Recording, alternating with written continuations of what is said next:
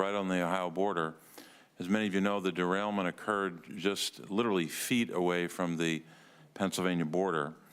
And I know you'll hear today from Eric Brewer, who's the Director of Emergency Services and Chief of Hazardous Materials Response from Beaver County, and I'm grateful for his testimony. I'll just quote maybe three people. That's all I'll do in the interest of brevity. The first is Police Officer Dan Frederick about his experiences on the ground that night, and I'm quoting him. As a first responder, particularly as a police officer, we all know and understand the risks that come with our line of work. However, we usually know or have an idea of when something or someone can kill us. When I left my two boys and wife to respond to the, quote, hot zone, I was expecting to be informed of exactly what was on the train and the potential health hazards. To say I was scared the night of the derailment is an understatement, unquote. I've also heard from residents about their fear of long-term health impacts and the safety of their families and communities moving forward. Jenny Santana of Darlington Township said, and I quote, "I want to know it's safe to stay here. All the people deserve honest answers and nobody's getting them. If it were your children and your children's lives in question, how far away would be safe? Please hold them accountable and make them help us," unquote. Farmers in the region, I've heard, and I know my colleagues have heard the same, are concerned as well. They want help from the Department of Agriculture. They want certainty that their crops and their livestock are safe and free from contamination, and that the food supply and their livelihoods are safe. Farmer and Darlington Township Chair Mike Carrion said, quote, we along with countless other local agricultural producers have years invested in telling our stories and developing relationships with our customers. The stories of working in harmony with nature to produce a superior product. This story was ripped to pieces on the day of the derailment. It's now our responsibility to do damage control for Norfolk Southern's negligence while absorbing revenue loss of canceled orders. The economics of our industry is very emotionally driven. Emotions are now being driven by perception and lack of information. We need testing. We need factual information. We needed this yesterday, and we're still not seeing that response, unquote. So these residents are scared, particularly the potential exposure that could lead to health impacts for themselves and their families for years. And we do have a response, at least for the future. We have a lot of work to do in the near term, but the future has to be about passing the Railway Safety Act that Senator Brown, Senator Vance, Senator Fetterman, and I and others are leading. It's bipartisan. That never happens around here on big bills, or rarely, I should say. It'd be a good start by Norfolk Southern to tell us today, in addition to what more they're going to do for the people of Ohio and Pennsylvania, tell us today that they support the bill. That would help. If a major rail company said, we support these reforms and will help you pass this bill. So that's what I think the people of both states deserve. And Mr. Chairman, thank you for this time, and I'm grateful to be first in line. Thanks very much. Thank you very, very much, Senator Casey. Next, we're going to hear from Senator Sherrod Brown from Ohio. Mr. Chair, thank you, and Ranking Member Capito, thank you, and Senator Merkley and Senator Mullen, thank you all for your thoughtful reflections and comments. I want to recognize Ohioans this morning and Vogel with the Ohio EPA, who has been on site many times, including, I believe, every time I've been there, and the residents of East Palestine who made the trip, mothers who talked about what this means to their family. They represent Ohioans in this tight-knit town in Columbiana County, which once made 80% of the ceramics in this country, tableware. They produced 80% for the whole country in this community. They've seen their jobs move overseas where companies pay workers less. That's been the story of far too many places in our states. It's the kind of community that's so often forgotten or exploited by corporate America. Now these Ohioans are worried about whether their water is safe to drink, the air is safe to breathe, whether their kids will get sick, whether their crops are contaminated, whether they'll still be able to do business and attract investment to the community. Like Senator Vance, in my visits to East Palestine, I've talked with residents, Mayor Conway, Fire Chief Drabick, business owners, parents. I've heard their fears for what this this means for their town and fears for the future. All because a big corporation, Norfolk Southern, chose to invest much of its massive profits in making its executives and shareholders wealthy at the expense of Ohio communities along its rail tracks, East Palestine, Steubenville, Sandusky, and just a week ago, Springfield. The company followed the Wall Street business model. Boost profits by cutting costs at all costs. The consequences for places like East Palestine be damned. In 10 years, Norfolk Southern eliminated 38% of its workforce. Think of that. In a decade, they cut more than a third of their jobs. We've seen what the company did with their massive profits. Norfolk Southern spent $3.4 billion on stock buybacks last year, and we're planning to do even more this year. That's money that could have gone to hiring inspectors, to putting more hot box detectors along its rail lines, to having more workers available to repair cars and repair tracks. Norfolk Southern's profits have gone up and up and up, and look what happened. The NTSB is conducting a special investigation in Norfolk Southern and its culture, investigating 5 significant accidents since December of 2021, including 3 accidents that resulted in the death of a Norfolk Southern employee. If Norfolk Southern had paid a little more attention to safety and a little less attention to its profits, it cared a little more about the Ohioans along its tracks and a little less about its executives and shareholders, these accidents would not have been as bad or maybe not happened at all. Just this week in Cleveland, a Norfolk Southern conductor and BLT union member was killed on the job. Louis Schuster was the proud father of a 16-year-old son. It's Norfolk Southern's responsibility to keep its workers safe on the job, but this company has failed to do its job over and over and over. When I talk with Ohioans about what they want to see from this company in response to the disaster in East Palestine, I hear 2 things. First, Norfolk Southern must pay the money for every cent of the cleanup, as you've all said. Every water test, every hotel room, every bottle of water, every hospital bill. If an Ohioan comes down sick, Ohioan is sick because of the contaminants, next week, next year, for the next several years. We know this company can afford it. My colleague, Senator Vance, and I and our Ohio delegation members of both parties have come together to make these demands of Norfolk Southern. Today, Ohioans expect to hear a firm commitment from this company's CEO that it will pay whatever it costs for as long as it takes to make this community whole. Second, Ohioans want assurances, as I think you all do, that this will not happen again. They have every right to be scared. On Saturday evening, just a month after the company's disaster in East Palestine, another Norfolk Southern train derailed in Springfield, Ohio. This time, the cars that derailed weren't carrying hazardous chemicals, but other cars on that 200-plus car train were. The only thing that saved Ohioans from another disaster was luck, but we need more than that. It's why Senator Vance and I have come together to introduce our bipartisan Railway Safety Act to make trains safer as they go through community after community. It shouldn't take a train derailment for elected officials to put partisanship aside and work together for the people whom we serve, not corporations like Norfolk Southern.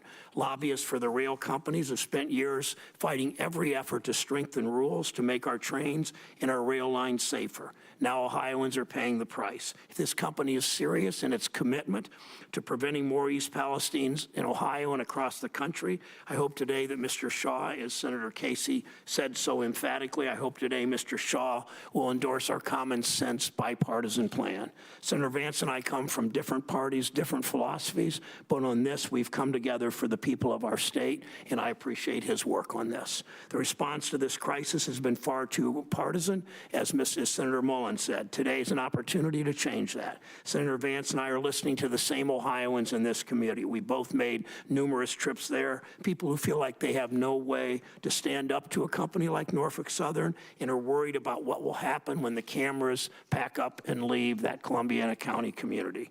These communities have been abandoned too many times before. My job, our job, is to hear their voice and to demand corporate accountability to bring this town back to the vibrant community we know that it can be again. Thank you, Mr. Chair. Thank you, Senator Brown. And lastly, we want to recognize Senator J. D. Vance. Senator Vance, you may begin. Great, thank you. So I want to start by acknowledging the people of East Palestine and Ann at the Ohio EPA who's done a great job on this tragedy, and just say that I think that our leadership, our media, and our politicians were slow to respond to this crisis, in part because a certain segment of our leadership feels like the people of East Palestine are a little out of style. They have the wrong politics, they're a little too rural, maybe a little too white, and I want to thank Senator Capito and Senator Carper, the chairman and ranking member, and all of you for paying attention to this, for caring about this issue, and for showing leadership on it. I think the most important message to the people of East Palestine is that we will not forget about them in the months and years to come, and I think this committee hearing reinforces that message, so it's very personally meaningful for me to be here. I want to also talk about something that hasn't gotten enough attention, but I think is an important part of what's going on the ground right now in East Palestine, which is the cleanup of the toxic chemicals that are in the ground, and they're still in the ground.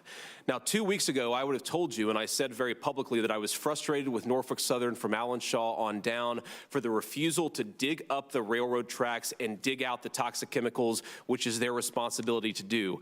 I am happy to report that it appears that Norfolk Southern has finally started to do the cleanup in earnest, but now the EPA is making it harder to get the materials out of Ohio in the first place into properly licensed facilities. Right now, as we speak, there are piles of dirt accumulating in East Palestine, piles of dirt filled with toxic chemicals that haven't been moved out of the state in a week. What happens if it rains? What happens if the very toxic dirt that we just dug out of the ground begins to seep back into the ground, causing problems for the air and water for the residents of East Palestine? We need leadership. We need the EPA to get on the ground and aggressively get this stuff out of East Palestine into properly licensed facilities. It's maybe the most important and most pressing thing that's confronting the community of East Palestine today. And again, I thank Ann for her leadership on that particular issue. After the cleanup, we're focused on the cleanup now, justifiably so, but after the cleanup, we need to turn to how to prevent this from happening, or at least how to make it less likely. I'm a realist. I recognize that you're always going to have accidents, but I think that we can make them less likely, and I think importantly, we can give our first responders proper notice when they're responding to these derailments when they happen. It is ridiculous that firefighters and local officials don't know that hazardous chemicals are in their community, coming through their community. In East Palestine, you had a community of largely volunteer firefighters responding to a terrible crisis, toxic burning chemicals without knowing what was on them. It's one of the things that the legislation that Senator Brown, Senator Casey, and Senator Fetterman and I have worked on together, and I thank them for their work on that issue. I want to talk I want to leave the committee with just a couple of additional thoughts here. I'm a Republican. I'm a pretty conservative Republican, and I worry that there has been a movement in my party and in my movement in response to the legislation that I proposed that would not hold Norfolk Southern or the rail industry accountable.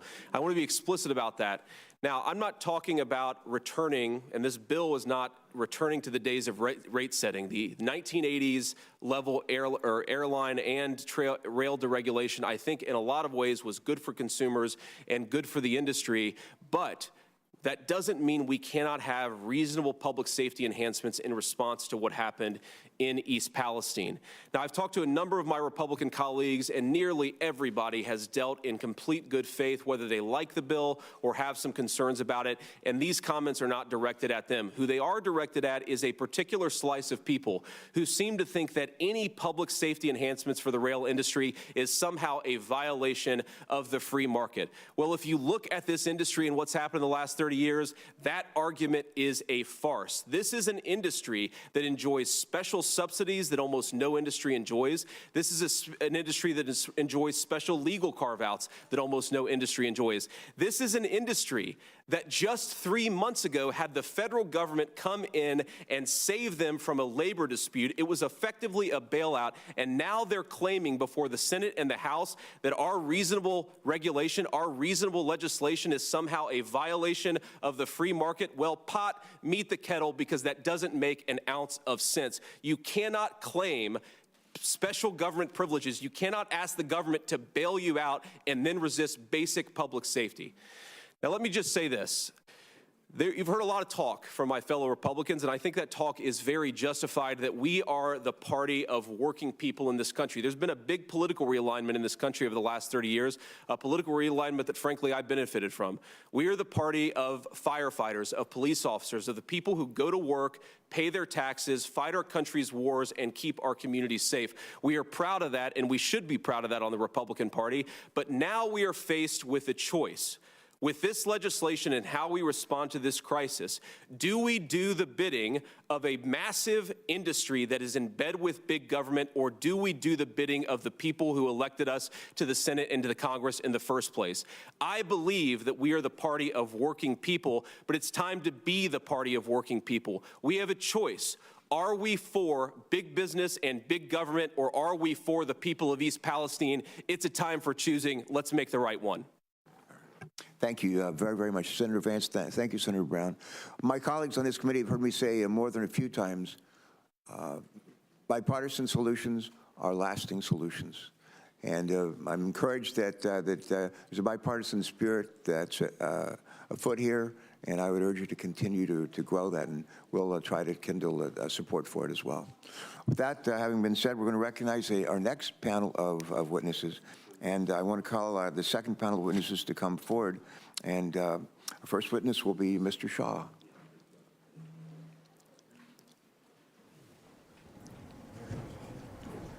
In addition to Mr. Shaw, we will be hearing from Debra, the Regional Administrator for Region 5 of the Environmental Protection Agency.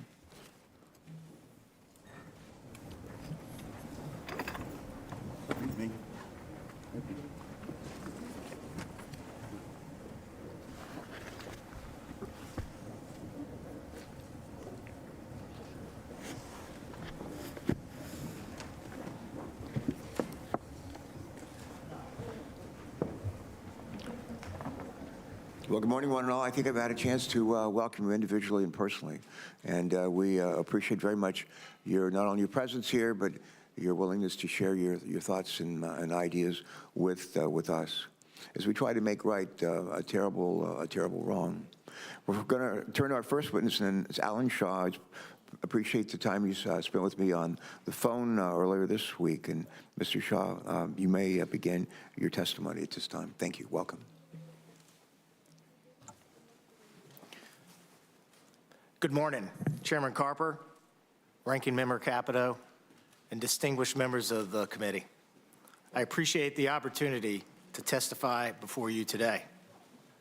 My name is Alan Shaw, and I've been President and CEO of Norfolk Southern since May of 2022.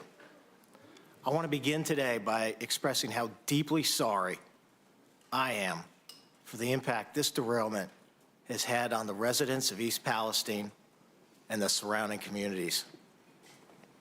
I've been to East Palestine many times over the past month. I've talked with the leaders, the business owners, the school officials, the clergy, and others throughout the community. They've shared their stories and their concerns about the health of their families and the future of the community they love. I am determined to make this right. Norfolk Southern will clean the site safely, thoroughly, and with urgency. You have my personal commitment. Norfolk Southern will get the job done and help East Palestine thrive. At the direction of and in collaboration with the US EPA, state and local agencies, we're developing and implementing near and longer-term cleanup activities. Air and water monitoring have been in place continuously since the accident, and to date, it consistently indicated that the air is safe to breathe and the water is safe to drink. In terms of community support, we have announced direct investments of over $21 million. We have provided support to more than 4,400 families through Norfolk Southern's Family Assistance Center. We established a $1 million fund available immediately to community leaders who will identify where donations can do the most good for East Palestine. We committed $7.5 million to Pennsylvania for a community relief fund and we are reimbursing Pennsylvania emergency responders and health and environmental agencies for costs related to the derailment. All of this is just a down payment. We recently signed a lease for a more permanent space in East Palestine. I asked one of our frontline railroaders who lives in East Palestine to take on a new role as a full-time liaison, reporting directly to my office. He is advocating for the community in my office and overseeing distribution of another $1 million. We will be in the community for as long as it takes. To be clear, there are no strings attached to our assistance. If residents have a concern, we want them to come talk to us. Our website, nsmakingitright.com, provides the latest information and details on how to reach us. We have been cooperating fully with the NTSB's investigation into the cause of the derailment. The preliminary report found that the Norfolk Southern crew was operating the train below the speed limit and in an approved manner. Yet it is clear the safety mechanisms in place were not enough. As the NTSB continues its work, we are not waiting to act. Shortly after the derailment, I instructed my team to look at steps we could take to improve safety immediately. And we have announced a number of initiatives to do just that. These steps are just the start, and we look forward to working with policymakers and industry on others. We're also going to make our safety culture the best in the industry. The events of the last month are not who we are as a company. When I began my tenure as CEO 10 months ago, I spent hours in crew rooms all over our 22-state network, thanking our frontline railroaders and asking them for their advice. They are proud of the important work they do for the U.S. economy and take safety seriously. I'm going to make sure they've got the right training, the right processes, the right equipment, and the right technology. You have my commitment on that. Since becoming CEO, I have dedicated our company to charting a new course in the industry. I intend to continue working with industry stakeholders, including railcar owners, lessors, shippers, and other railroads, to make industry-wide safety improvements.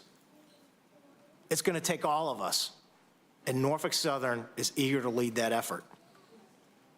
Today, I'm proud to represent more than 19,700 Norfolk Southern employees who work every day to offer a safe and efficient means of transporting goods to businesses and families across our great country.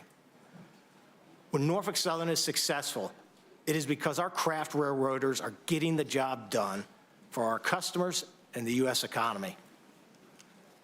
Thank you again for the opportunity to appear before you today. I look forward to your questions. Mr. Shaw, thanks very much for joining us today. Thank you for that statement, again, for the time you spent with me on the phone recently. Next, we're pleased to welcome Debra Shore, Deb, the Regional Administrator for Region 5 of the United States Environmental Protection Agency. Ms. Shore, you're welcome to begin. Some things have been suggested that the EPA maybe hasn't done everything as well as they could have done, should have done. My sense is that EPA was on the scene like within hours of the derailment, and not only have you been there, a constant presence, but we've seen our administrator, Michael Regan, be there, and he'll be there again. So it's important. I commend you for that, and we need for you to stay on the job, right on the scene. So thank you. You're recognized. Thank you, Chairman Carper, Ranking Member Capito, and members of the committee for inviting me here today and for the opportunity to address your questions. I want to start by affirming that EPA's mission is to protect human health and the environment so that all communities across America have clean air, clean land, and clean water. The health and safety of those who've been affected by the Norfolk Southern train derailment is a top priority for me and for EPA. That's why, as soon as EPA was notified of the train derailment on Friday, February 3rd, EPA personnel were on site in East Palestine within hours to support our state and local partners who are in the lead for emergency response efforts. Every day since, EPA has been boots on the ground, working in a bipartisan manner across all levels of government to help this community. I've personally been in East Palestine listening to residents and have heard how devastating this derailment has been. They are understandably worried and some are scared. And every time a train whistle blows, they're reminded of the trauma inflicted upon them by Norfolk Southern. That's why we've used one of EPA's most powerful enforcement tools to hold Norfolk Southern accountable and to require the company to clean up the mess it made. I want to be abundantly clear. The residents of the greater East Palestine community are not alone. EPA is with them and will continue to be with them for as long as it takes. Since the derailment, EPA has been leading robust air quality testing using state-of-the-art technology in and around East Palestine. We're currently conducting 24/7 air monitoring at 21 stations throughout the community. And I'm pleased to report that since the fire was extinguished on February 8th, EPA monitors have not detected any volatile organic compounds above levels of health concerns. While EPA is encouraged by the data, we also recognize that the people of East Palestine still question the health and safety of their community and their loved ones. In response, EPA has been assisting with indoor air screenings for homes through a voluntary program offered to residents to provide them with information and help restore their peace of mind. And as of March 4th, approximately 600 homes have been screened through this program, and no detections of vinyl chloride or hydrogen chloride have been identified. On the water side, Ohio EPA, in partnership with the Pennsylvania Department of Environmental Protection, local health agencies, and public water systems, continues to lead water sampling efforts, with EPA providing support. What I've described so far summarizes EPA's ongoing efforts to protect the health and safety of those living in East Palestine, as well as in the surrounding areas of Ohio and Pennsylvania in the aftermath of this disaster. Now let me turn to how EPA is holding Norfolk Southern accountable. On February 21st, we issued a unilateral administrative order to Norfolk Southern, which includes a number of directives to identify and clean up contaminated soil and water resources, to attend and participate in public meetings at EPA's request, and to post information online, to pay for EPA's costs for work performed under this order. EPA is overseeing Norfolk Southern's cleanup work to ensure it's done to EPA's specifications. The work plans will outline all steps necessary to clean up the environmental damage caused by the derailment. And most importantly, if the company fails to complete any of the EPA-ordered actions, the agency will immediately step in, conduct the necessary work, and then force Norfolk Southern to pay triple the cost.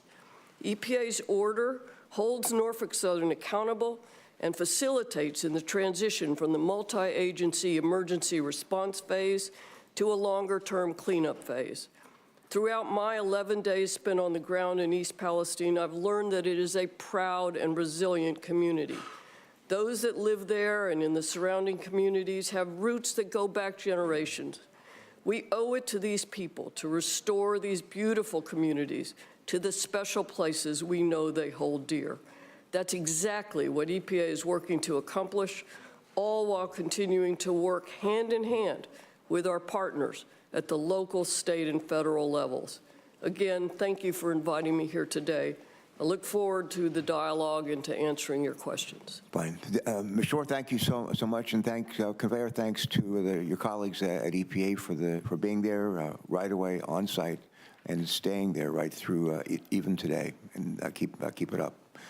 Everything I do, I know I can do better. I think that's true of all of us. So I would just say let's find ways to do even better going forward. Thanks. Ann Vogel, and then why don't you just start off your testimony with answering a question. Explain for folks who might be watching this, how do we have like EPA here, Region 3 EPA, and we have Ohio EPA? How is that? Just take a minute and explain that. It won't count against your time. Thank you, Chairman. Ohio EPA is the Ohio agency dedicated to protecting health and human health and the environment, similar to the work of the US EPA, which covers the whole nation. Yeah, thank you. Go right ahead. We're delighted that you're here. Please proceed. Good morning, Chairman Carper, Ranking Member Capito, and members of the committee. My name is Ann Vogel, Director of the Ohio Environmental Protection Agency. On behalf of Governor DeWine, Lieutenant Governor Houston, and the talented team that I am privileged to represent at the Ohio Environmental Protection Agency, I thank you for allowing me to share our ongoing efforts to protect human health and the environment in East Palestine, a community that I have called home for the past month. Governor DeWine has been to the village regularly to reassure the community that while this is Norfolk Southern's train, their wreck, and their mess, the entire apparatus of state government has been mobilized to assist as East Palestine begins to recover from this traumatic experience. More than a dozen cabinet officials have spent time in East Palestine assessing short-term and long-term needs, answering questions, and standing up support operations such as the free health clinic in town. Ohio EPA has a dedicated team of experts, the emergency response team, with a combined 150 years of experience in environmental emergency management that responded to the derailment within 1 hour of being notified by the railroad. By 12:25 a.m. on February 4th, Ohio EPA was on the scene and immediately began the work of containing the release of chemicals into the nearby Sulphur Run. We have worked around the clock since that day to oversee removal of the gross contamination from the creeks in the immediate derailment area.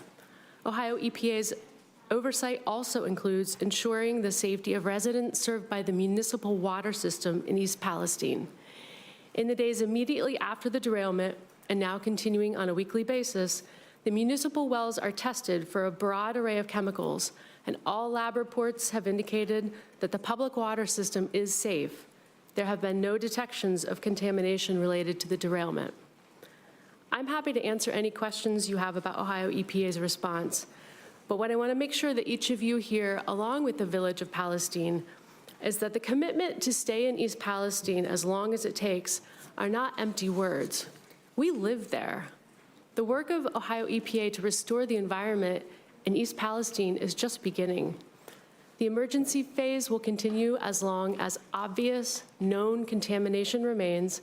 For example, we have a large presence on the ground right now as contaminated soil under the tracks is excavated. The investigation phase is also underway. Our oversight of Norfolk Southern's work plans, along with our federal partners, for things like soil testing, for track removal and replacement, for water sampling, will make sure that Norfolk Southern is taking all the right steps to remediate and protect East Palestine from potential long-term hazards. We have installed monitoring wells at the site of the derailment to test for potential contamination to groundwater now and in the future. We have installed sentinel wells for long-term sampling of groundwater. This is part of an early detection system that will tell us if contamination is approaching the municipal well field. We will test municipal water systems on a weekly basis, and we'll do that using our own labs. We will continue to be 100% transparent, sharing complete lab results immediately. We will attend open houses and town halls and be present in the community, answering questions and refuting misinformation with facts. The data that we collect from each sample, each test, each observation informs the next step that we will take along the path to long-term full remediation. You and your constituents have many of the same questions that I hear from residents of East Palestine every day. How long will we test the water? How long until the fish come back? Can I play in the yard and eat out of my garden? How or when will we know if the damage to our village is worse than we thought or even irreparable? These are legitimate questions, and I am committed to finding answers. I can promise East Palestine that Governor DeWine, his administration, and the whole team at the Ohio EPA will not stop until the science definitively shows that the residents of East Palestine are safe in their community. Again, I thank you for the opportunity to be here today, and I look forward to answering your questions. Thanks very much, Ms. Vogel. Please convey our best to Mike DeWine, who used to serve here, and we're governors and congressmen together as well. Thank you, sir. For some people who are watching this, joining us from across the country, they may be wondering why we have an EPA Region 3 affiliate. The EPA has 10 regional regions that they operate in that they're responsible for. One of them is here represented today for Ohio. Delaware and West Virginia are in Region 3. That's in Pennsylvania. So the three of us are all Region 3. Every state has a state agency that focuses on environmental protection. In Delaware, it's the Department of Natural Resources and Environmental Control.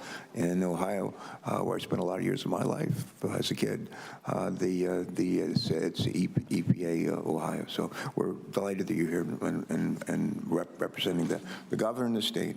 Next, we're going to hear from Mr. Richard Harrison, the Executive Director and Chief Engineer for the Ohio River Valley Water Sanitation Commission, or SANCO. I'm not real big on acronyms, so tell us, before you even start your testimony, Mr. Harrison, tell us what is SANCO, so anybody happens to be catching this on that television across the country says, oh, okay, I understand that. We are an interstate commission, sir, and we represent 8 states within the Ohio River Basin, and we work on protecting the water quality, the water uses of the interstate waters of the basin. We've been here about 75 years doing this great work. All right. Have you been there for all those 75? Probably not. Almost. All right. No. All right. Thank you. Go right ahead, Mr. Harris. Thank you. Thanks for joining us. Good morning, Chairman Carper, Ranking Member Capito, and members of the committee. My name is Richard Harrison, Executive Director and Chief Engineer of the Ohio River Valley Water Sanitation Commission, we're known as SANCO. We're an interstate commission that carries out our compact signed by 8 states: Illinois, Indiana, Kentucky, New York, Ohio, Pennsylvania, Virginia, and West Virginia, with approval by the United States Congress and participation by the federal government. Since its inception in 1948, SANCO has worked to improve and protect the water quality of the interstate waters of the Ohio River Basin. I appreciate the opportunity to testify before this committee today regarding SANCO's efforts as part of an exceptional partnership to respond to the East Palestine train derailment and downstream impact on the Ohio River. SANCO complex specifies the protection of the interstate waters of the Ohio River Basin as a safe and suitable public and industrial water supply after reasonable treatment. This is a critical service that SANCO provides to the 30 Ohio River surface drinking water utilities that supply the millions of customers that rely on them for safe drinking water. SANCO's ability to excel in this type of response is only possible through the combined efforts of our partners, including the Ohio River drinking water utilities, our member states and governors, the United States EPA, the United States Army Corps of Engineers, and other federal partners. I must highlight Ohio Governor DeWine, the Ohio Environmental Protection Agency, and US EPA Region 5 for their on-scene leadership in this particular response. And the Greater Cincinnati Water Works, GCWW, who provided critical laboratory analysis for numerous samples on a 24/7 basis. SANCO has an extraordinary team of 22 professionals and a total annual budget of $3.9 million.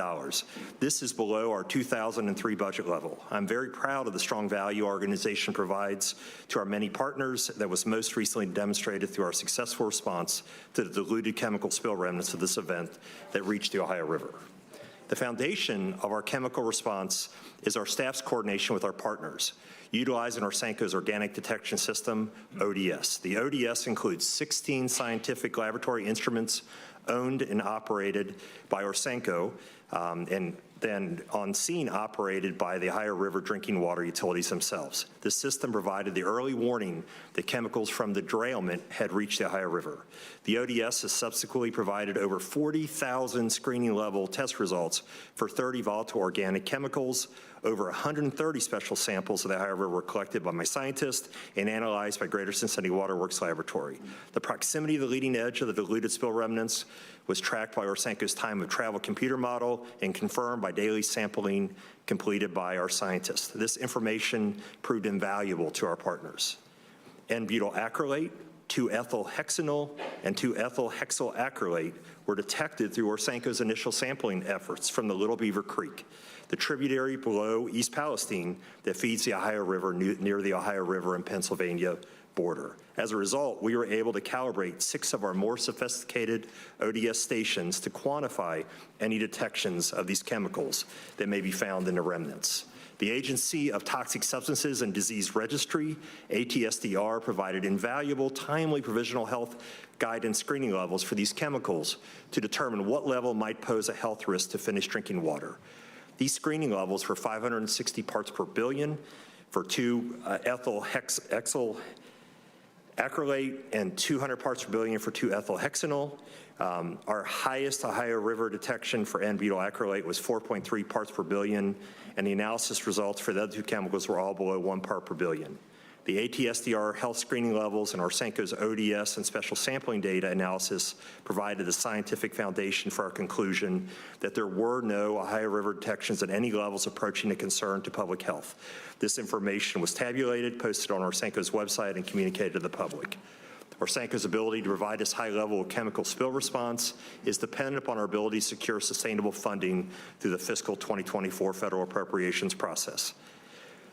This includes the organics detection system. If the recent accident has taught us anything, it is that we depend on this system and our capable staff and partners to respond to threats to our drinking water supply.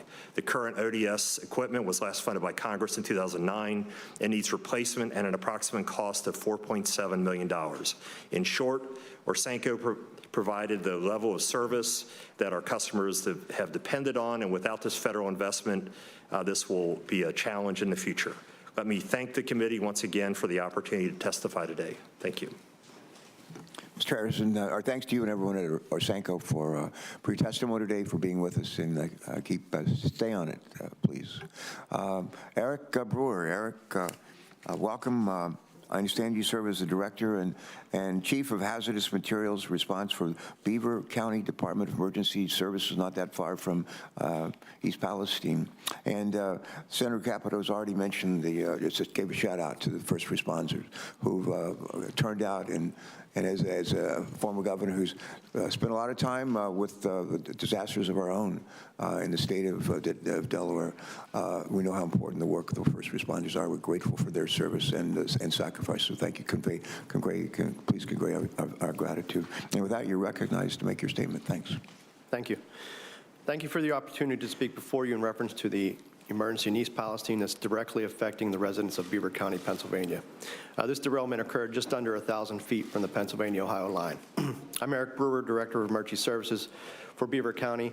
I'm the appointed Emergency Management Coordinator, as well as the Chief of the Hazardous Materials Response Team. I've been with the department for 28 years. I'm speaking as a member of the community, as well as a first responder who was on scene the night of the derailment. My family's been in Beaver County for over 100 years. I was born, raised, and continue to reside there. I'm part of the community. I'm not an expert on air quality, water quality, or rail cars. Beaver County is located in southwest Pennsylvania, approximately 20 miles northwest of the city of Pittsburgh. On Friday, February 3rd, at about 9:15 p.m., I was contacted by the Emergency Management Director of Columbiana County, Ohio. She was en route to a train derailment near the county line and requested mutual aid from the Beaver County Hazmat team. 18 fire departments from Beaver County also responded to assist. We arrived at the command post about 10:15, which was set up at the Leak Oil gas station. On arrival, there was active fire among several rail cars. Our mission was to obtain the train consist and start to research the contents of the tank cars. Norfolk Southern Hazmat personnel and contractors arrived on scene shortly after 11 p.m. At around midnight, after research of the contents, it was decided to shut down fire operations and move firefighters out of the immediate area and to let the tank cars burn. This is not an unusual decision.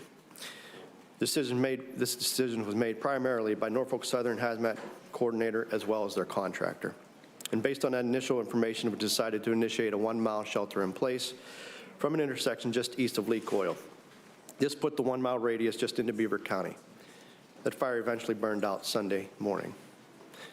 Sunday evening, we received a call from Columbiana County EMA and advised us that railroad officials were concerned about one of the tank cars starting to heat up.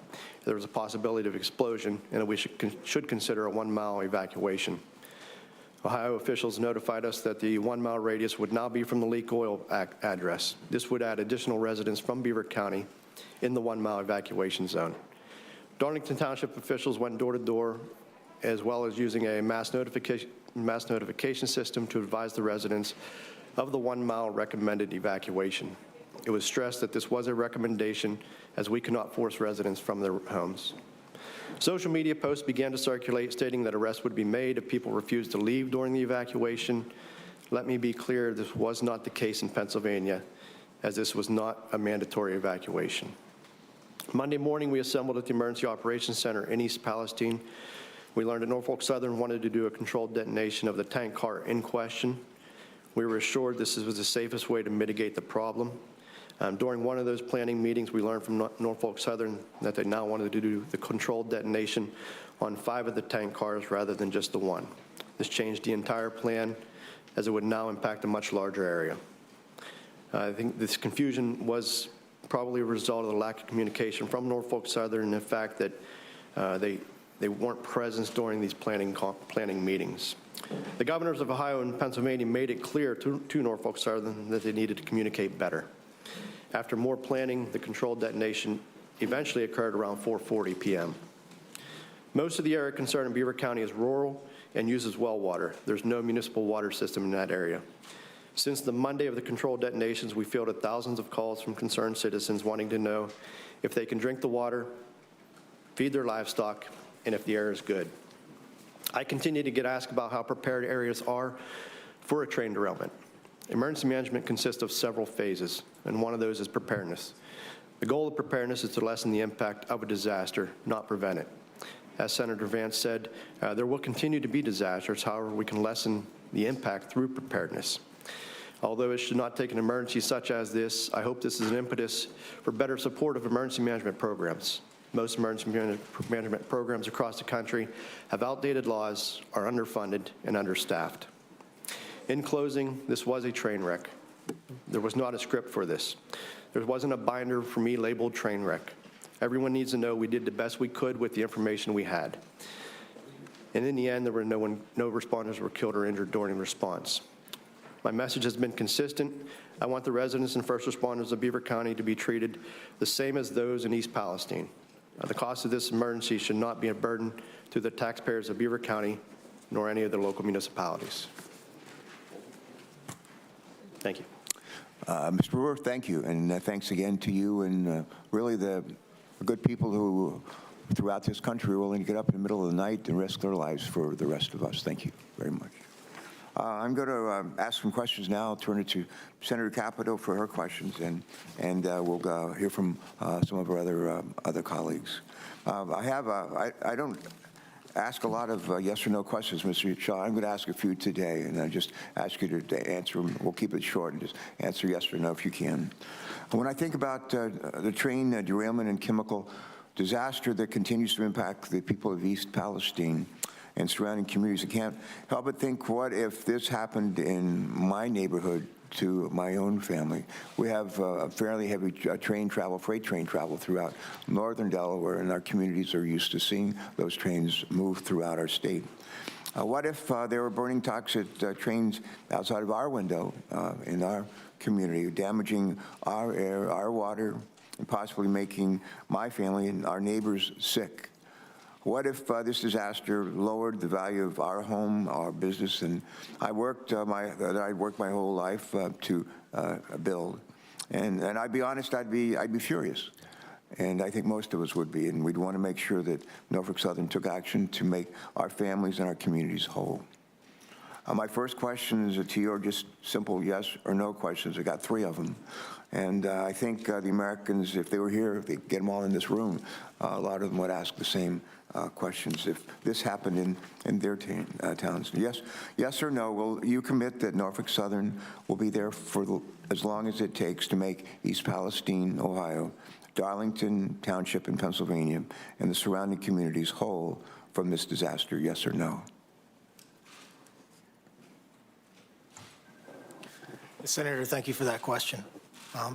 I understand that concern. That's the same concern that is shared with me by the residents of East Palestine and Darlington Township. I'm terribly sorry for the impact this derailment has had on the folks of that community. And yes, it's my personal commitment and Norfolk Southern's commitment that we're going to be there for as long as it takes to help East Palestine thrive and recover. That's my personal commitment. I take that as a yes. Thank you. That's the answer I was looking for. Next question. Will you commit that Norfolk Southern will compensate the people in these communities for possible long-term medical costs and economic damages resulting from this disaster? Yes or no, please. Senator, we're committed to doing what's right for the folks of East Palestine and the community.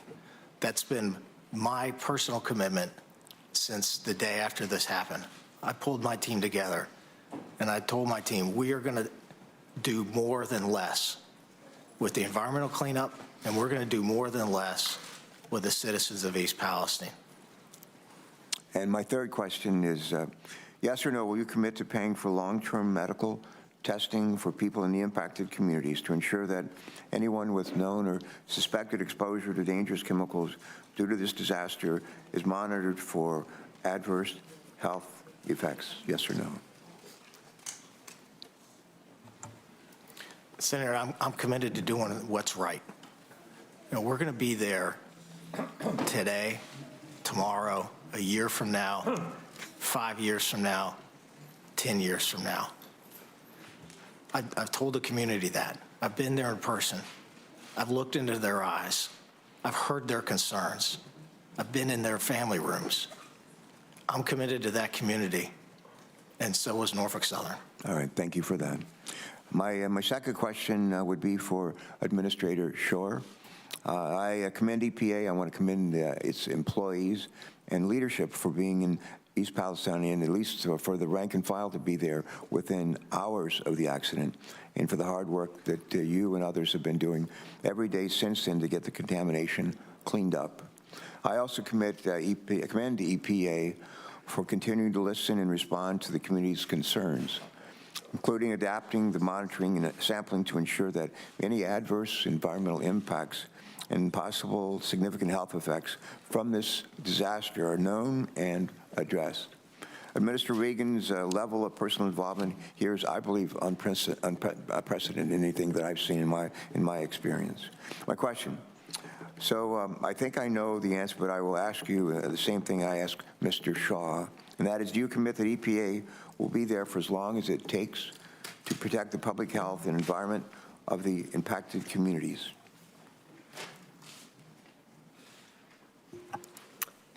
Thank you, Senator Carper. Yes, EPA is committed to continue to work with our partners in the community and make sure they have the support that they need and deserve.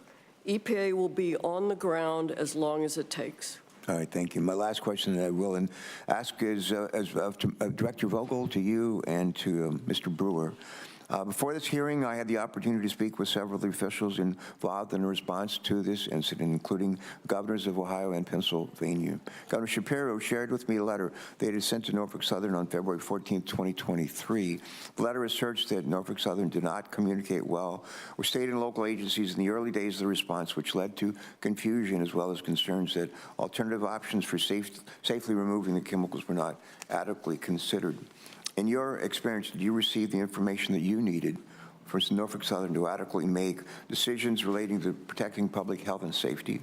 Were there any gaps in communications from Norfolk Southern to responding agencies in the first 72 hours of the derailment that may have contributed to distrust within the impacted communities? And if so, has Norfolk Southern satisfactorily addressed any such communications gaps since that time? Ms. Vogel. Mr. Chairman, thank you for your question. I do believe there were quite a few gaps in communication and missteps in the very early hours of following the derailment. I do believe that those gaps in communication have been addressed. I believe the teams are working well together on the ground today. But yes, things could have been handled better in the beginning hours. All right, thank you. Mr. Brewer, same question. Were there any gaps in communications from Norfolk Southern to responding agencies in the first 72 hours or so of the derailment that may have contributed to distress within the impacted communities? And if so, has Norfolk Southern satisfactorily addressed such communications gaps since that time? Thank you. The boots on the ground crews were great. to work with. It seems as bosses or management gets there, that's where the communication failures start. And that's probably why we're here today. The decision to go from the 1 tank car to the 5 was jaw-dropping. And that impact, just because of the impact it had. Since then, they did seem to get better, though. All right, thank you. Senator Capito, you're recognized for your questions. Thank you, panel. Yes, ma'am. Thank you. Thank you all for being here, and thank you for your testimony. It's my understanding, this is sort of a table-setting question here, that no one, not the EPA, not the state, not Norfolk Southern, has been making these cleanup decisions in a vacuum, that instead a unified command group of these entities and experts have all had input into these major decisions. So for everybody who's here, could I have a show of hands or whose organization is represented in this unified command group? Do you have a comment? We used to be, Used. up until like last week or so. Okay. EMA is involved, but it's Colombian. Okay, thank you. And then is that a fair assessment that I made forward, that these decisions are not made individually, they're made by the unified command? Just, you can shake your heads, yes, if you don't, if you disagree, you can shake. All right, thank you. So I mentioned in my opening statement, I want to go right to the EPA, to Director Shore, and thank you for being on the ground early. I commended you in my opening statement in your organization. I understand that, and this may be something we get into a little bit later. You got Region 5, Region 3, so you within 1,000, what was it, 1,000 feet of Pennsylvania. I'm concerned now about something Senator Vance talked about, and this is the hazardous waste disposal that we're seeing right now. Apparently, there are piles and piles of this sitting there right now and not moving. And I understand that facilities in Michigan and Texas that received waste from East Palestine are some of the most qualified in the entire country. The U.S. Ecology Facility in Michigan, for instance, had already accepted 360 tons of soil and 3,000 gallons of liquid in full compliance with their permits. The EPA has stopped. They have failed to give us an answer on what legal authority you used to stop those trucks at the gates of the facility that had already been accepting large volumes of waste. You said in your statement that this is great news because it means the cleanup can continue at a rapid pace. If it's still sitting there, I would say that's a contrarian kind of, that's in opposition to what we're seeing. So all shipments of contaminated soils have been suspended on site to test for dioxins, something that should have possibly been done weeks ago, but there was an insistence, I think, that the dioxin concerns were not as severe as what now you're going back and testing. So let me be clear, this is just, it goes to this whole mixed messages of what's going on here. So help me understand why you have delaying this cleanup efforts, why the piles are still piling up, because anytime you get there, it disturbs not just the chemicals, but it brings the odor, and then here comes the lack of trust right back down onto the community. And so could you help me with this? Is it true that most of the remaining contaminated soil is still sitting there in East Palestine, and when are you going to get it out of there, and where are you going to take it? Or I know you're not doing it, Norfolk Southern's doing it. Go ahead. Yeah. Senator Capito, thank you for that. First, I want to thank you for acknowledging the heroic efforts of all the emergency responders who were on the scene within hours, including EPA on-scene coordinators from both Region 3 and Region 5. And I have them at the front of mine every day, and thanks for acknowledging their efforts. Let me report that waste is moving off-site, even as recently as yesterday and today. Where is it going? Where is it going from the site? To a number of facilities that are EPA approved, that have the capacity to receive the waste, that have contracts with Norfolk Southern, and that have gone through our due diligence and a compliance review, which is necessary once federal EPA issued the order and assumed authority for the cleanup work from Ohio EPA. And we did pause to conduct that necessary due diligence and compliance review, because then all the facilities fell under the CERCLA regulations. Norfolk Southern engages facilities wherever they may be to accept solid and liquid waste. It's EPA's responsibility to ensure that the safeguards are in place for that waste in the loading, transport, and unloading, to make sure that they're compliant with our regulations, and to make sure that they have the capacity to take the waste. I can share some good news with you that the results from the dioxin testing that Indiana requested came in yesterday, and they're very low levels. So we expect waste to be moving perhaps as soon as today to other facilities. No option is off the table. Okay, so I'd like to see a list of the facilities, and I'd also like to ask, just quickly, if I can have just another minute, why did you wait a month before you started to order the dioxin testing when the community was asking for this? Was that a decision that you made early on, that it wasn't critical, or how was this decision made?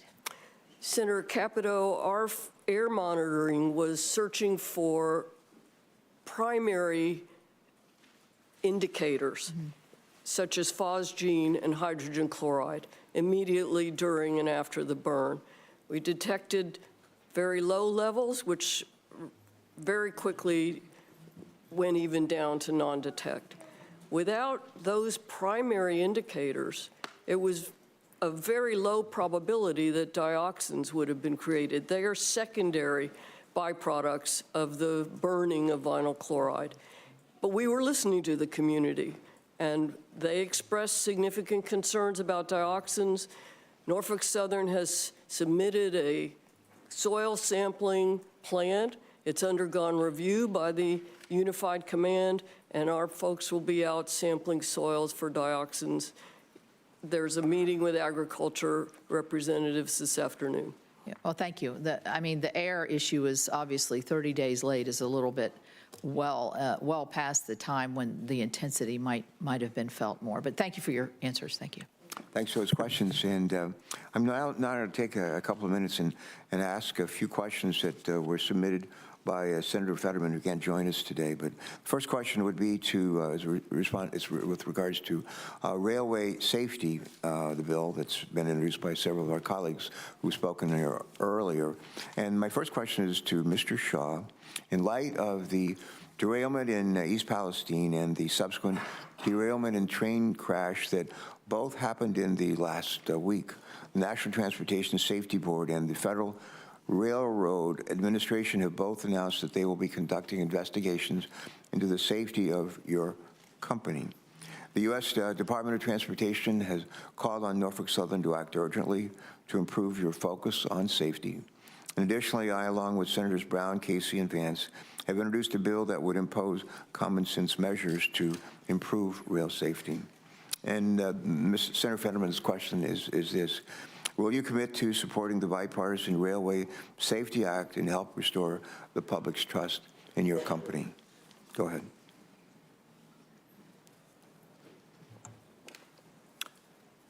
Senator, thank you for that question. We are committed to the legislative intent to make rail safer. Norfolk Southern runs a safe railroad, and it's my commitment to improve that safety and make our safety culture the best in the industry. Just last year, derailments on Norfolk Southern were the lowest they had been in the last 10 years. And our personal injury rate is amongst the lowest in the industry. As you and I spoke about yesterday, we can always get better. And that is my intent, is to continue to invest and continue to improve. All right, thank you. Let me say, as a follow-up from Senator Fetterman, he'd like for me to ask you, if you don't support the bill in its entirety, are there specific provisions of the Bipartisan Rail Safety Act that Norfolk Southern could support?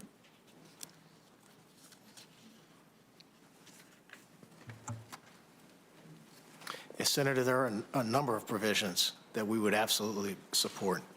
The rail industry has been in support of tighter tank car standards for a number of years, and I understand that's in the bill. We support more training and more funding for first responders. We support enhanced wayside detector technology. And in fact, Norfolk Southern is leading the industry in a number of ways. You saw just this week a 6-point safety plan that included a number of issues in which we're implementing immediately to improve safety, including installing more wayside detectors. The first one was installed yesterday outside of East Palestine. All right, thank you. Another question for you, Mr. Shaw. One more question from Senator Fetterman.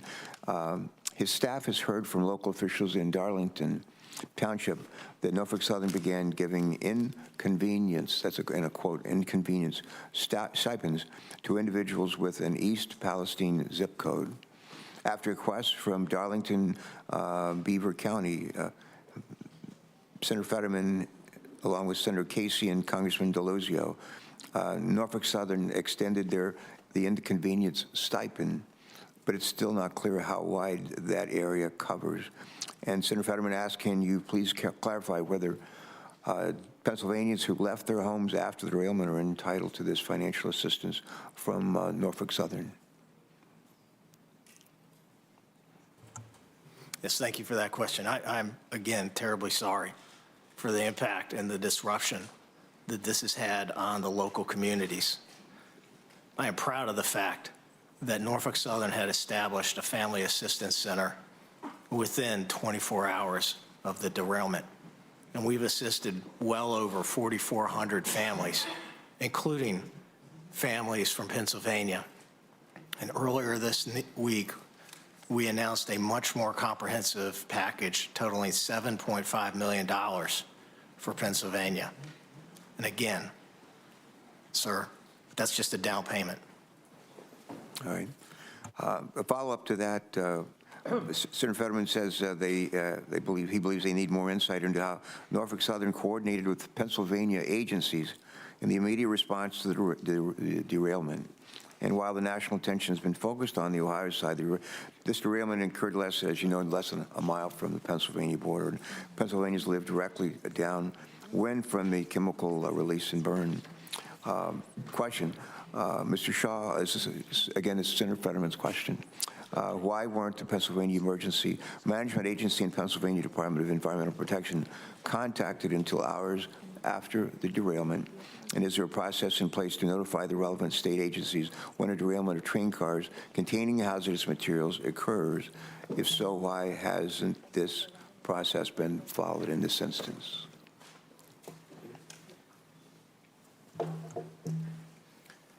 Senator, the process that's established is part of the Department of Homeland Security presidential directive that was established in 2003.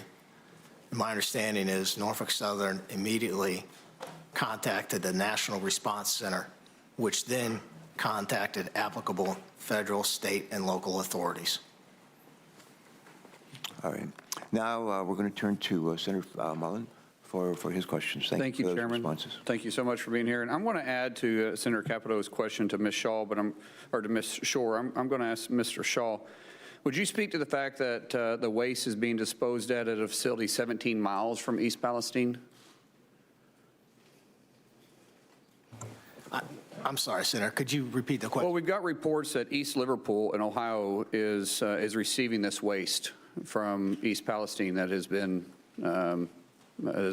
disposed of. Is that accurate? Senator, standing here today, I don't know if that's accurate as of this time. So do you know where the waste is going to then? It is, we're in the process of working with the EPA on a number of facilities. So we haven't identified where it's moving to yet. Senator, we're in the process of working with the EPA on a number of facilities that. I understand that. I get you're in the process, but we haven't identified a place for this to be removed to yet. Is that accurate? Senator, I want to make sure I give you the most accurate. I get that. Yeah, I'm just saying, is it accurate that we don't have a spot yet for it? Senator, we are moving some off-site. Where's it moving to?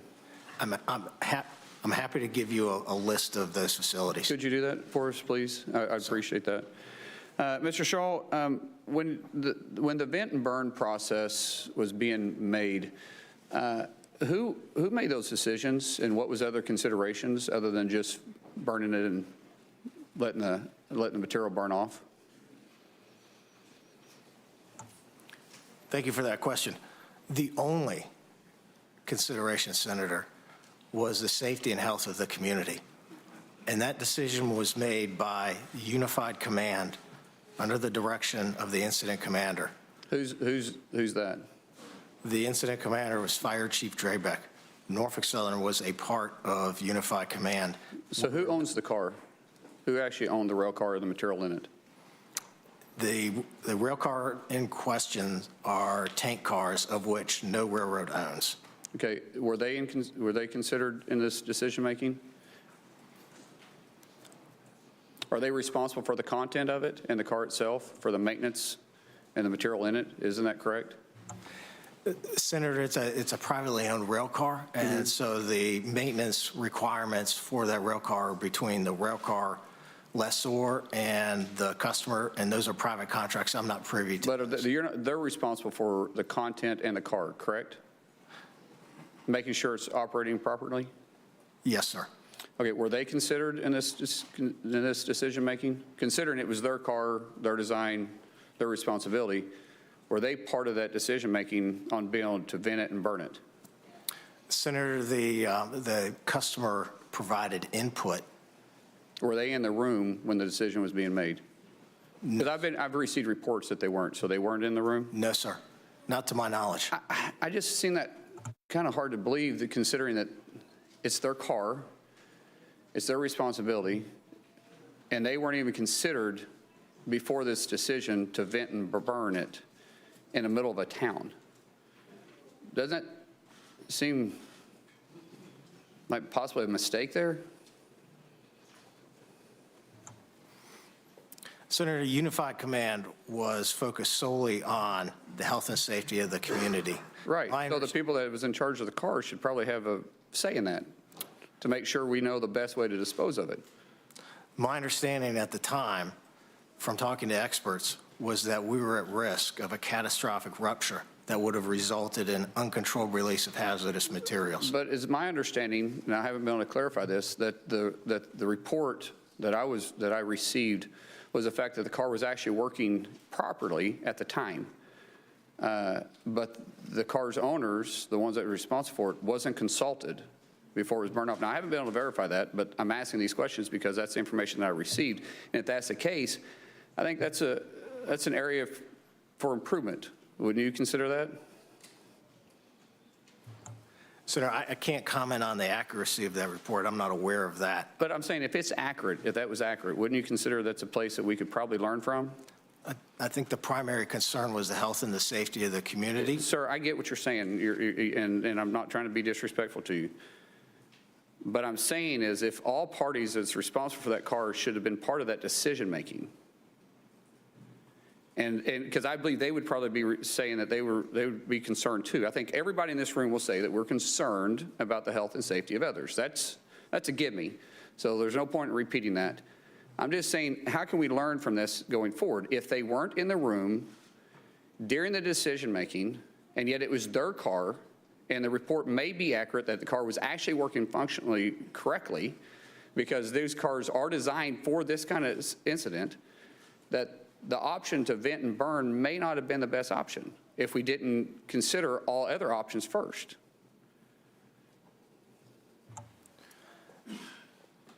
Senator, I understand that. The experts on the ground who were there were very concerned about the pressure in a car. Right. We also noted that other cars had been in a pool fire, and their Unified Command was aware that there was a concern for a catastrophic explosion that would shoot VCM gas and shrapnel. I hear you. We're just talking in circles here. Chairman, what I'm trying to get to is the fact that if this car was designed by someone else, and if this car was owned by somebody else, and the function of that car was designed by somebody else and was responsible by somebody else, then how do we know that the car wasn't working properly to begin with?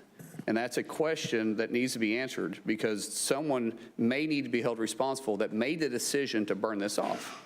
Because some of this and a lot of this could have been prevented. With that, I'll yield back. All right. Thank you very much for those questions. And Senator Cardin, you're next.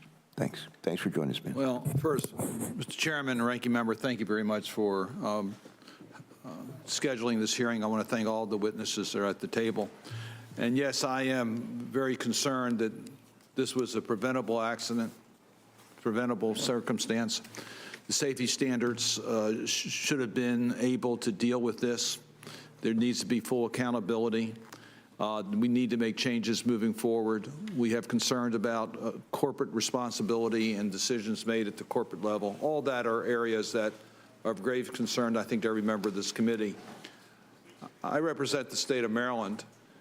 The Ohio River may not flow through the state of Maryland, but its watershed does impact water in Maryland.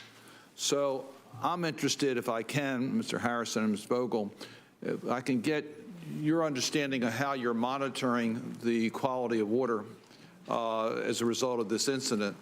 What concerns me is that we have more extreme weather events that are occurring in our communities. And as you're doing your monitoring, what precautions are you taking for extreme weather events that are likely to occur and the impact that that could have, not just on Ohio and Pennsylvania, but perhaps even on Maryland, as it relates to water quality or even air quality? Thank you, Senator, for that question. I will speak to the work Orsenco has been doing to protect the Ohio River drinking water supply, and it really hinges on our great organics detection system, which is a number of scientific instruments, including 6 that are GC mass specs, which are very sophisticated instruments. We've been able to calibrate those for the various chemicals that we were able to detect, and those continue to operate. So in addition to being able to utilize those for one-off sampling that we did as we tracked the spill remnants all the way through over 700 miles down the Ohio River, we're continuing to operate those. Actually, our drinking water utilities are continuing to operate those on a daily basis. And so that system remains in operation and will continue to be in operation as long as necessary. So we're able to detect those chemicals and any threads that might come through rain. I am involved in Unified Command, except for today, and we have anywhere from 2 to 3 meetings a day, and we are abreast of the on-site conditions that may occur. In last week's rain, for instance, we were able to demonstrate with our equipment that we did not detect any of the chemicals of concern. And in regards to groundwater sources? We do not work in the groundwater arena. Our compact focuses on surface water. Ms. Vogel, can you add to this? Senator Cardin, thank you for your question. We appreciate the work of Orsenco. My team on the ground from AEP Ohio is sampling the surface water every single day. We're taking samples in 20 different locations. We have a website set up, an interactive map where you can see exactly where we're sampling and what we're sampling for. It's a broad array of chemicals of concern, but also volatile organic chemicals generally. We're posting those results. We're continuing to see dilution of the chemicals of concern. So I just want to be very transparent and say we will continue to sample as long as we find any detections, but it does seem to be fading. On the groundwater side, Senator, we have installed monitoring wells at the location of the derailment. We've also installed sentinel wells near Sulphur Run and Leslie, between them and the municipal well field, so that we will be able to test those on a weekly basis and know if there are any contaminants that might be approaching any groundwater or drinking water. And are you being totally transparent as you are doing this so that those of us that have concerns, particularly about impacts of extreme weather events, will be able to get contemporary assurances that the monitoring is being done? Yes, Senator. It's the #1 priority of the team on the ground to prevent any additional releases through rain events or, of course, from going any further than the initial contaminated area. That is our #1 goal with water management right now. But in terms of transparency, we're posting full lab results the minute we get them. The governor's very committed to being transparent and providing all of the information that we have when we have it. Thank you. Thank you, Mr. Chairman. Yes, and thank you very much for joining us today. I was told that Senator Ricketts is next in line, and if you're ready, I yield to you. Thank you. Thanks for joining us. Thank you very much, Mr. Chairman. And thank you to all the panelists for joining us here today. And of course, Nebraskans are praying for the people of East Palestine and this terrible tragedy. We've got a number of railroads that go across our state as well, and so we're praying for a good outcome here with regard to the cleanup. Ms. Shore, I'd like to address my first couple questions to you. I'm sure you agree that Americans deserve timely and helpful updates when it comes to an environmental catastrophe, right? Yeah. She nodded yes. Okay, great. And you agree that Americans should be confident when they return to their homes that they're safe to return to, right? Okay. So what are some of the things that the EPA has learned from with your response here that you would use to be able to improve going forward with regard to, you know, we've heard how the people of East Palestine are not believing what the government's saying. What can the EPA do, or what have you learned from this to be able to help for the next incident, to be able to help the people of that community get the information, feels like it's safe to return to their homes? Thank you, Senator Ricketts. And first, let me say I bring greetings from your sister, Laura, who's been a longtime friend of mine back in Illinois. And to your question, we are still enmeshed in the cleanup of the derailment, and that's our primary focus. We need to clean up the site, get the contaminated waste out of there, and then focus on the longer-term remediation. There will be an after-action report, and we'll be able to drill in on what lessons we can learn and how we can do better. But right now, we need to clean up this site as safely and quickly as possible and ensure that the necessary safeguards are in place to protect human health and the environment. All right, thank you, Ms. Shore. Mr. Shaw, I'm going to ask you basically the same questions. So I'm sure you agree that Americans should have timely information when there's a catastrophe like this, right? Yes, sir. It's an emotional issue, and it was a devastating derailment for the folks of East Palestine. That's one of the reasons that we set up our Family Assistance Center within 24 hours and have served 4,400 families. We've also established a website, nsmakingitright.com. That's based on feedback that I've gotten from the community as I've walked around and talked to people. They want more information, sir. Yeah. And so I'm sure you agree that people want to know when it's safe to go back to their homes as well. What has Norfolk Southern learned from this that would help them to be able to provide that information to people so that they can feel comfortable in going back into their homes and they're getting the proper information in a timely way? What have you learned about what you would do differently going forward? You know, Senator, in the immediate aftermath of this derailment, we had air monitoring in place. We had water monitoring in place. We've been collaborating with the EPA. My understanding is all the tests have shown that the air is safe and the water is safe. Senator, to your point, when we set up our website, I asked the citizens of East Palestine for feedback. I asked them to tell me how we could make it better. And what they have asked for is information on that website on the results of those air tests and the water tests. And Senator, I've also made sure that we point folks to the results of the Ohio EPA and the federal EPA air and water tests. They're the experts, and we're here to support them. Mm-hmm. So is there anything in hindsight that you'd say, hey, we should have done this better when it comes to how we're communicating with the people of East Palestine?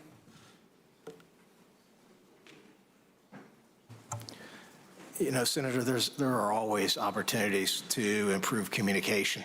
I was there very soon after the derailment. I immediately went to the Norfolk Southern's Family Assistance Center, and I immediately went to the Red Cross shelter. And I told them who I was, and I told them the company I represented. I made sure they knew that I was the CEO of Norfolk Southern. And I also made sure that I asked if they were getting everything that they needed from Norfolk Southern. All right. Thank you very much, Mr. Shaw. I yield back. Thanks, Mr. And I think Senator Sanders, you're next. Thank you very much, Mr. Chairman. Let me thank the panel for being with us today. Mr. Shaw, you indicated in response to a question from the chairman that you, quote, "I'm committed to doing what's right," end quote. Well, I think all of us are committed to doing what's right, but the devil is in the details. Mr. Shaw, Wall Street, about a decade ago, in order to increase the profits they were earning in the rail industry, implemented a program called Precision Scheduled Railroading. The result of that is that Norfolk Southern reduced its workforce by almost 40% over 6 years. Meanwhile, in fact, Wall Street's goal was achieved. Profits soared for Norfolk Southern. You made over $3 billion in profits last year. I have been told by workers who work for your company and other rail companies that they are now being asked to do more work with fewer workers, and that includes safety inspections. So well before this disaster in East Palestine, we have been told about the potential safety hazards. Will you make a commitment right now to the American people that you will lead the industry in ending this disastrous precision scheduled railroading, which has slashed your workforce and made railroading much less safe? Yes or no, will you make that commitment?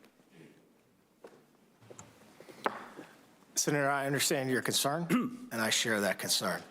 And if you'll permit, I have a couple points on that. I became CEO in May of last year. Ever since that point, Senator, we've been on a hiring spree. The number of employees at Norfolk Southern today is 1,500 more than it was this time last year. You'll forgive me, I don't mean to be rude. We just don't have a whole lot of time. Yeah, I understand that, but you will not deny what you're trying to do is rebuild from the massive layoffs that took place. My question back to you again. Wall Street, not the industry, imposed this on the industry. Wall Street said we're not making enough money. Cut workers, cut workers, cut workers, even if it endangers safety. My question to you, very simply, sir, will you lead the industry in doing away with precision scheduled railroading? That concept. Senator, in December of last year, I charted a new course in the industry. And I said we're going to move away from a near-term focus solely on profits, and that we're going to take a longer-term view that's founded on our engagement with our craft employees who are so critical to our success. We were the first to pivot out of it. All right, well, let me jump in again. I apologize for cutting you off here, but when you talk about your employees, the entire country, I think, was shocked to learn a number of months ago that your employees, rail workers, who work in a dangerous job in all kinds of weather, had 0 paid sick days.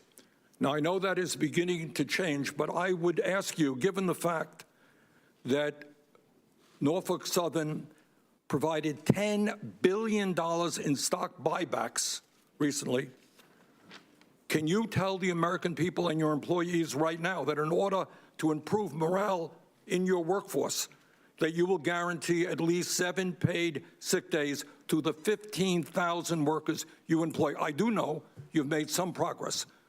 You increased paid sick days for some of your workers. Will you do what most Americans think is pretty obvious, that when you get sick, you get guaranteed paid sick days? Will you make that commitment right now to your entire workforce? Senator, with our latest agreement with our employees, which included a historic 24% wage increase and access to premium health care benefits, we immediately pivoted to talking to each of our local... I've been deeply involved. I introduced the amendment on the floor. I know the issue. But what I'm asking you right now, you provided paid sick days to some of your employees. I got it. Thank you. Will you now do it? What we get here in Congress, our employees get sick, they get paid sick days. Will you make that commitment right now to guarantee paid sick days to all of your workers. That's not a radical demand. It really is not. Will you make that commitment, sir? Senator, I share your focus on our employees. I will commit to continuing to discuss with them important quality of life issues with our local craft colleagues. In all due respect, you sound like a politician here, Mr. Shaw. It's not a paid sick days is not a radical concept in the year 2023. I am not hearing you make that commitment to guarantee that to all of your workers. Clearly, we should have that for every worker in America. I'm not hearing that commitment. Will you make that commitment, sir? Senator, I'm committed to continuing to speak to our employees about quality of life issues that are important to them. All right. Well, I'm chairman of the Health, Education, Labor Committee. We look forward to having that discussion. One last issue. You talked about covering... Senator Graham, Senator Graham is waiting to ask it. So, Bernie, if you just keep it really brief. All right, last question. You talked about covering the needs of the people of East Palestine. Does that include paying for their health care needs? All of their health care needs? Senator, we're going to do what's right for the citizens of East What's right is to cover their health care needs. Will you do that? Everything is on the table, sir. Thank you. All right. Thank you, Senator Sanders. Senator Graham. Let's just sort of continue what Senator Sanders was talking about. This hearing is designed to make sure that this doesn't happen again. Is precision scheduling, what was the phrase that Senator Sanders used? Precision scheduling? What is it? Precision scheduling railroading. Okay. Did that have anything to do with this accident directly? Senator, thank you for that question. The NTSB report said the Norfolk Southern crew did everything that they were supposed to do, and I personally thank them for that. Okay, so let's get back to what we're here for, is try to solve the problem in front of us. What caused this? Senator, the NTSB report is still ongoing.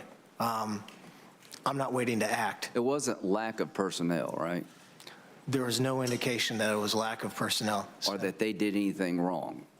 The NTSB specifically said there's no indication that the NS crew did anything wrong. Okay, when we find out what happened, let's try to fix it. And we can talk about paid leave, and I think I may have actually voted for Bernie's amendment. I don't quite remember.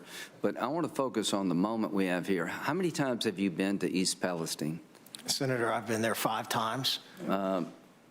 Ms. Shore, have you been there? Senator Graham, I've spent 11 out of the last 30 days in East Palestine. Okay. Do you think you benefited from having been there and listened to the people? Very much so. What about you, Mr. Shaw? It's, yeah, it has really helped me. Yeah, it's good. I'm sorry? Yeah, it's good. That's a good Yes, answer. they are. Would you be willing to go to with President Biden if he chose to go there? Senator, I want Would you be willing to go with him if he asked you to go? Senator, I want to keep the politics. I'm not qualified. It's not a political question. The question is, if the president asked you to go, would you go with him? I'll go with anybody who wants to go and help the community of East Palestine. Yeah, Ms. Shore, same for you? If I'm asked to go, I certainly will. Yeah, well, so I'm calling on the president to ask both of you, and go. What's the downside of talking to people about going through a big trauma? I'm not, him going there doesn't fix all of the problems, but I think it's a step in the right direction, and I just wish he would go there so we could all work to solve the problem. The more we know, maybe I should go there. The bottom line is, would either one of you have a problem living there full-time, given the condition on the ground? Do you feel it's safe to continue to reside in this town? Mr. Shaw. Senator, the EPA and the Ohio EPA have very high standards, and I trust their testing. And would you live there, given what you've seen? Yes, sir.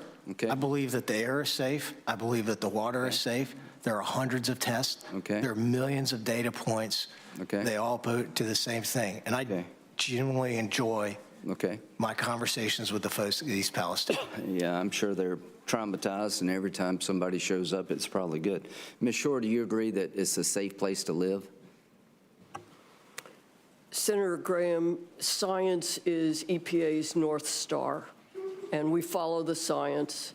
And I drunk the water there. I drink it every time I go to town. Okay. Because the scientific data shows that it's safe. Okay. As does the air. That's good. Ms. Vogel, you're from Ohio. Have you been there? I've been in East Palestine since February 3rd, with the exception of 5 days. Real dedicated effort here. Do you think you've been enriched by these visits? Has it helped you? Yes, Senator. Do you think you've learned more about the problem having talked to these people? Unquestionably. Would you have a problem living there now? I mostly do. You do have a problem living there? I mostly live there. Okay, Senator. but so you're okay? Yes, sir. Okay. My team well, and I have been there. Okay, good. Well, the so last month. let's do what we can to make sure it's safe to live there. Let's make sure that we help these people. If they have medical needs, let's meet them. And let's find out what happened and try to fix it the best we can. Does that make sense to everybody on this panel? Okay. So whether or not we need to change overtime laws, we'll talk about that. But what I want to do is make sure that this committee understands that if you live there, everybody here believes it's safe to live there. I feel better about that. That the railroad company, the people operating the train, are not accused of being at fault. So let's find out what happened and fix it. And again, you have 2 senators from Ohio. They're putting together a product. I want to help them the best we can. And I'll just end where I began. I think the president would serve himself and the country well to go there. So please go. Senator Graham, is that it? Is that it for you, my friend? All right, thank you. All righty.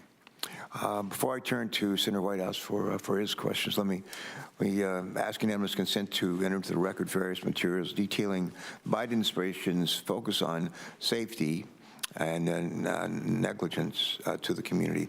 We've heard allegations that the Biden administration is sacrificing safety. That's simply not consistent with what has happened in East Palestine or the Biden administration's numerous efforts to improve safety both before and since the accident. I want to ask unanimous consent to submit for the record various materials detailing the Environmental Protection Agency's immediate and ongoing response to the accident, as well as a document describing the Department of Transportation's immediate response to the accident, including the pipeline and hazardous materials safety administration activities, and a document showing concrete steps to strengthen rail and hazardous material safety that Secretary Buttigieg has directed the Department of Transportation to take since the derailment, and EPA's proposed rule to strengthen hazardous material management and accident prevention under the risk management program. And last but not least, I'd also note that President Biden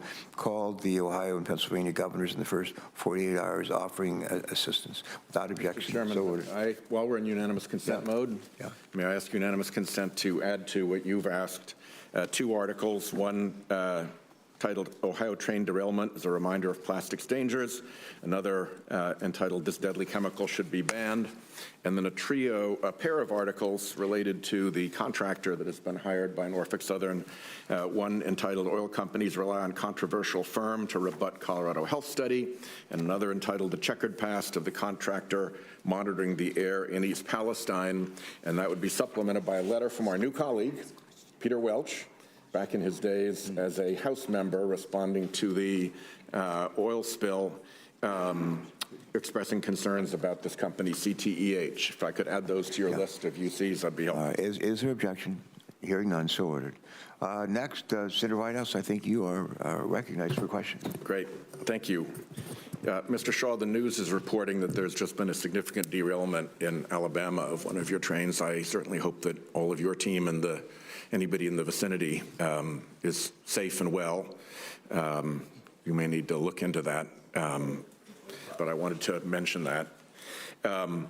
I'm interested in my questions in the extent to which politics has played a role in this situation. In 2015, the federal government issued a new regulation requiring trains like yours that carry certain dangerous substances to be equipped with electronic brakes. Along with other industry stakeholders, Norfolk Southern stated that the regulation was, quote, not in the public interest, and the industry successfully got the regulation watered down. Just 3 years later, the Trump administration fully repealed the regulation. And I will ask you a question for the record for your attorneys and staff to reply to about for all communications between your company and your trade association with the Trump administration relative to that repeal. You don't have to respond now. That's just a coming attraction through our QFR process. I also note that since 2002, the rail industry has spent more than $650 million on federal lobbying, with another $60 million spent on state lobbying. The 5 largest spenders were the Association of American Railroads, your major trade group, BNSF Railway, CSX Corporation, Union Pacific Corporation, and you can answer for me who was the 5th big spender. I'll give you a hint. It's Norfolk Southern. Do you know how much it was that Norfolk Southern spent on lobbying during that period? No, sir, I don't. Okay. For the record, $69 million. Norfolk Southern lobbies through the National Association of Manufacturers as well. Do you, by any chance, know how much Norfolk Southern gave to National Association of Manufacturers in 2016 and 2017 when it was opposing the braking regulations I mentioned? Senator, I will note that the NTSB, Chair Hamady specifically stated that the braking regulation that you referenced would not have had an impact on this derailment. Okay, and will you answer my question? Do you know how much you spent against that regulation? No, sir, I don't. I also know that the government's own GAO and the National Academies of Science indicated in 2016 that the Department of Transportation's, or the FRA's review of ECP brakes was unjustified. I will ask you a question for the record that the information for 2016 and 2017 that you have reported for later years in your climate lobbying report be provided to the committee, an equivalent to what you already provide, but looking back to those years when this was at issue. We discovered that Norfolk Southern, in a statement that appears now to have been deleted from your website, had previously touted the ECP braking systems as having, and I quote you here, the potential to reduce train stopping distances by as much as 60% over conventional air brake systems. And we found as early as 2007 a Norfolk Southern lead engineer promoting the, quote, big advantage for emergency braking that ECP brakes offered. So I want to make those statements a part of the record. And is it true that the New York Times reporting that Norfolk Southern has paid shareholders nearly $18 billion through stock buybacks and dividends in 2022?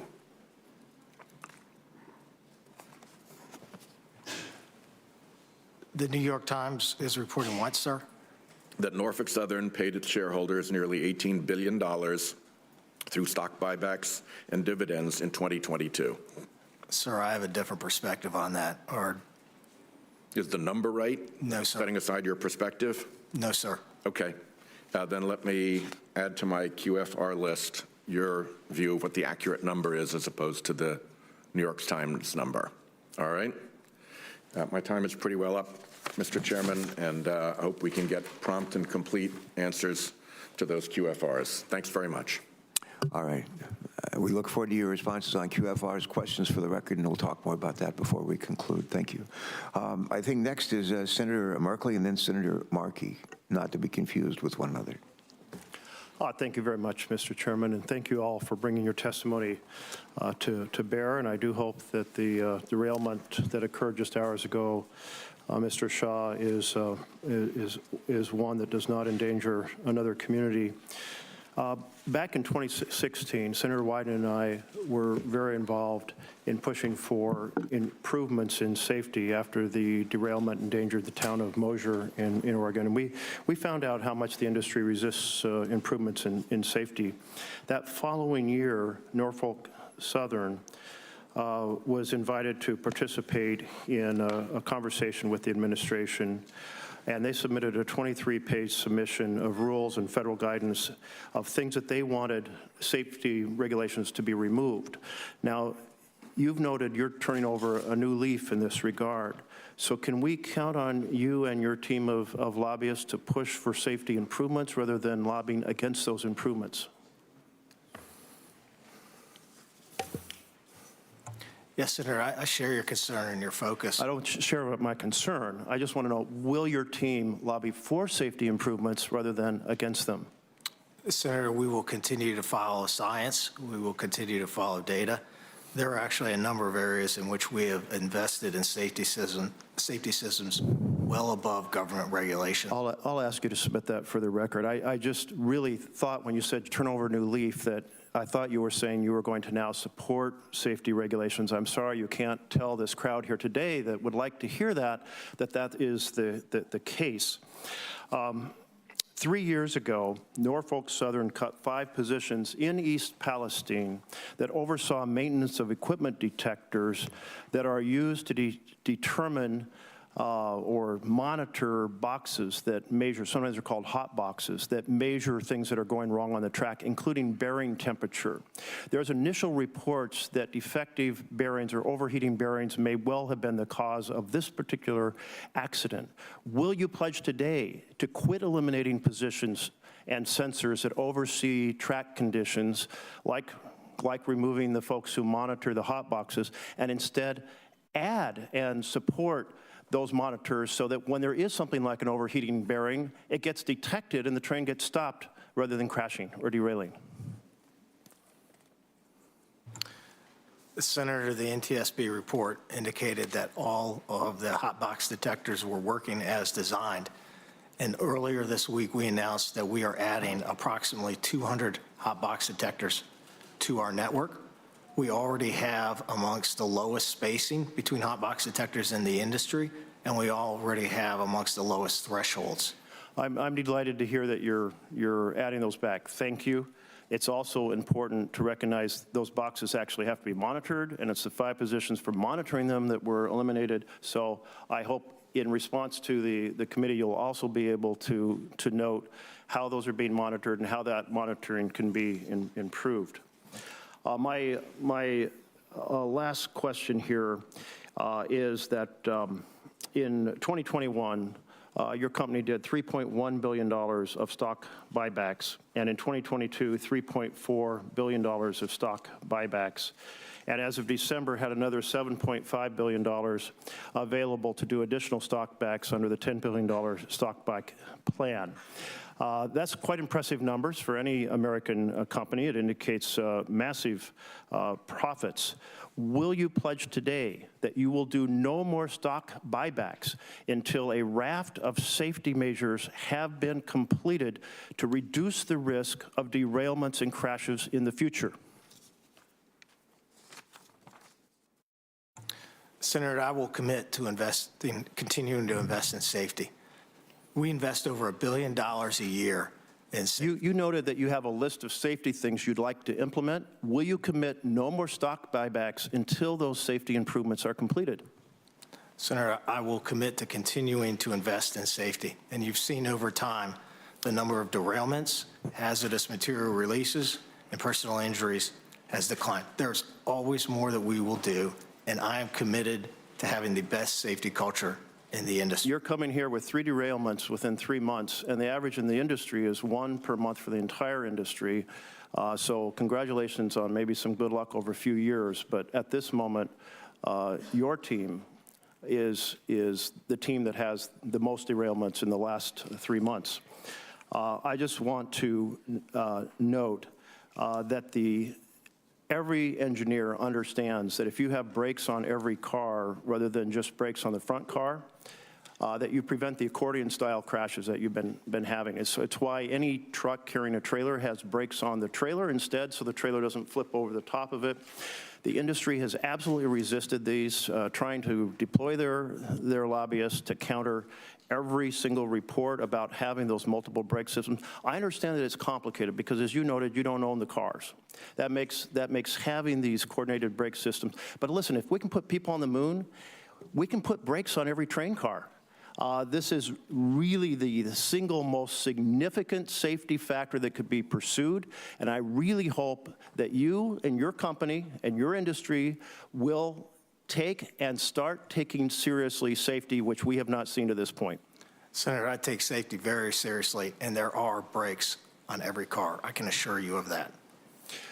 Well, I hope you support the coordinated pneumatic electronically controlled system that you've been fighting against for years. Senator Markey. Thank you, Mr. Chairman, very much. The East Palestine train derailment was not preordained.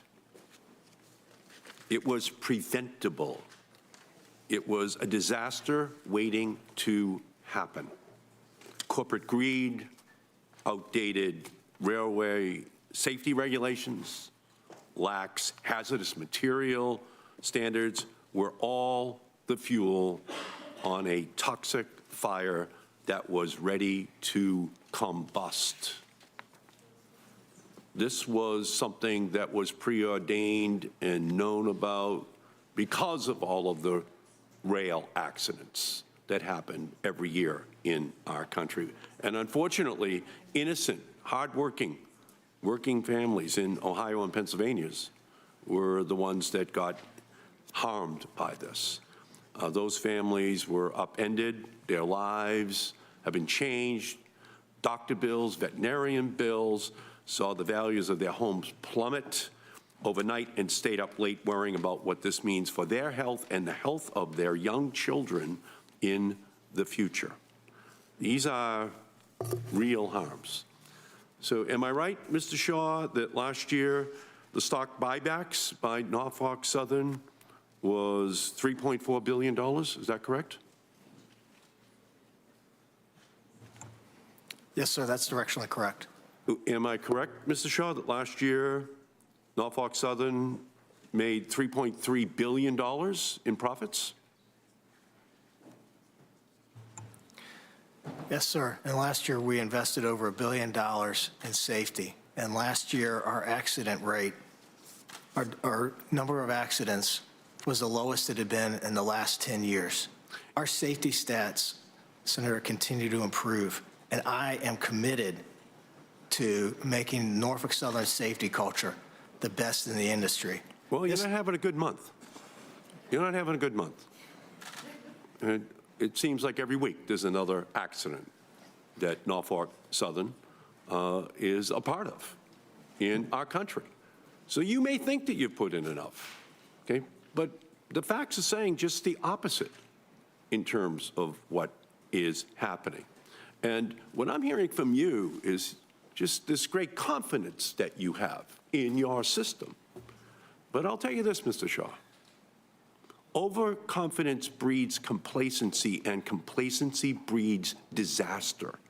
And that disaster has hit East Palestine, and it's hitting community after community across this country, not just Norfolk Southern, but the rail industry in general that has reduced its workforce by 1/3 over the last 10 years.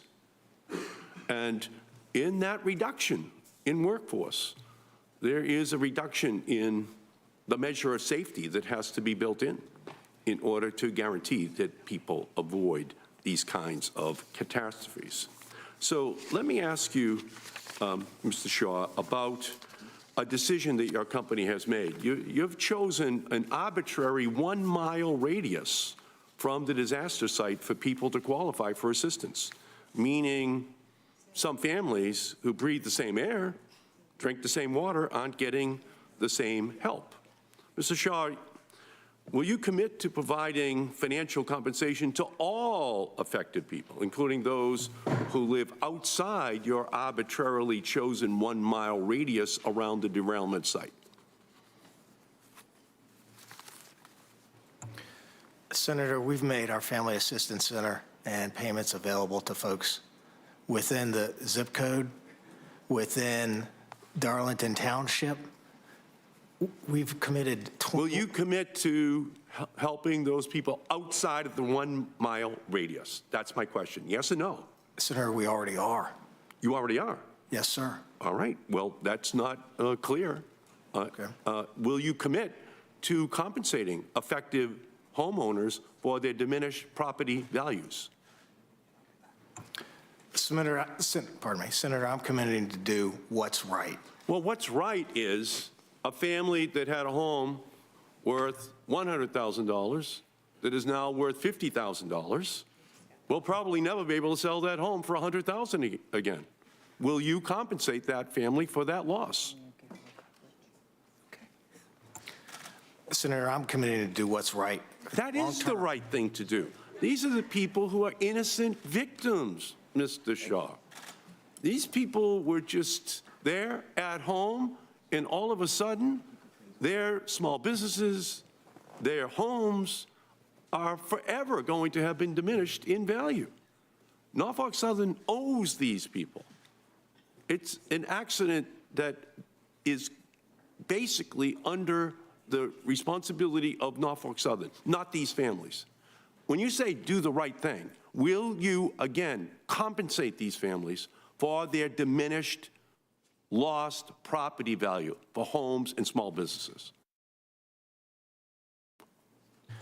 Senator, we've already committed $21 million, and that's a down payment. That is a down payment. Will you commit to ensuring that these families, these innocent families, do not lose their life savings in their homes and small businesses? The right thing to do is to say, yes, we will. Senator, I'm committed to doing what's right for the community, and we're going to be there. What's right for the community will then be balanced, which is what we can see from your stock buybacks, by what's right for Norfolk Southern. And that's going to be to sue, to fight, to resist full compensation for these families. That's the pattern we've seen over the last 10 years in your 1/3 reduction in workforce with its natural concomitant reduction in safety. Okay, then I'll go to you right now. We're not hearing the right things today. These families want to know long-term, are they just going to be left behind? Once the cameras move on, once the national attention dies down, where will these families be? I think they're going to be in the crosshairs of the accountants of Norfolk Southern saying, we're not going to pay full compensation. That's why we're going to stay on this case until everyone in East Palestine is given the justice which they deserve. We have Senator Padilla is up next. Just by way of explanation, we're in the middle of 2 votes, so that's why we're sort of ping-ponging a little bit. Sorry for the disruptions.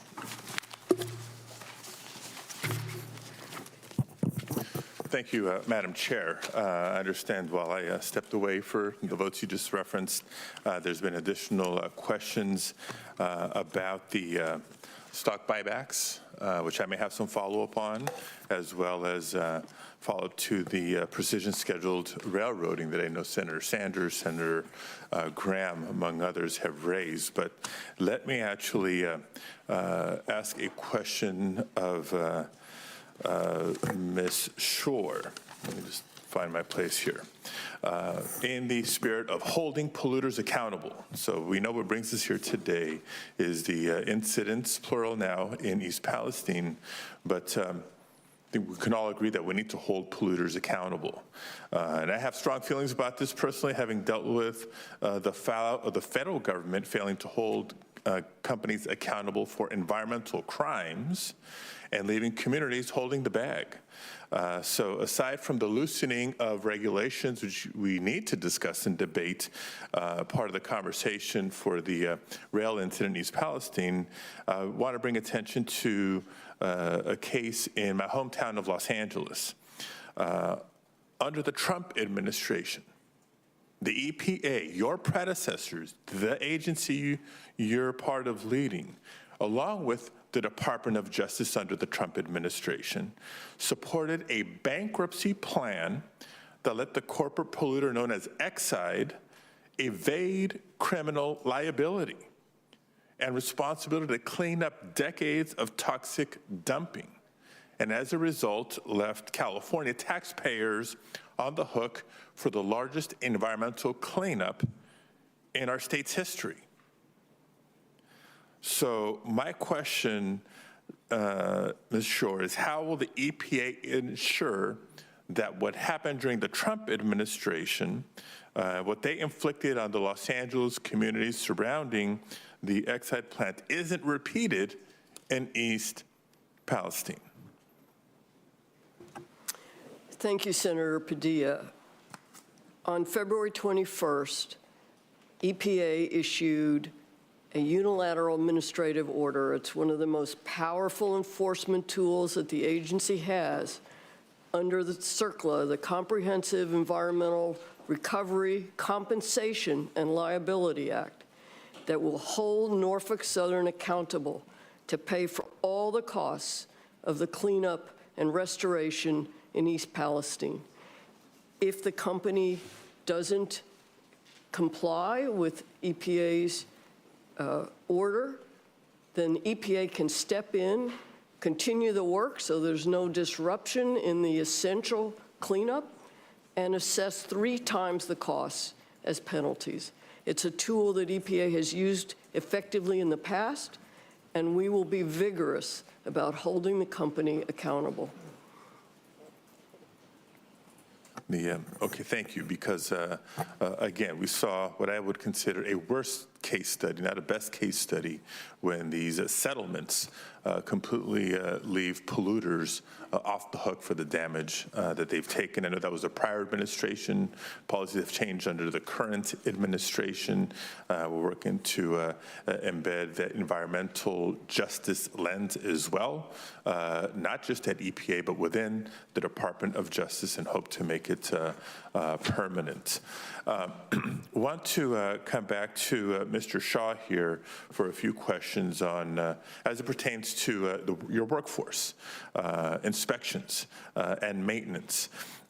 You recently announced that Norfolk Southern would be deploying more wayside detection and hotbox detector technologies as part of the safety plan.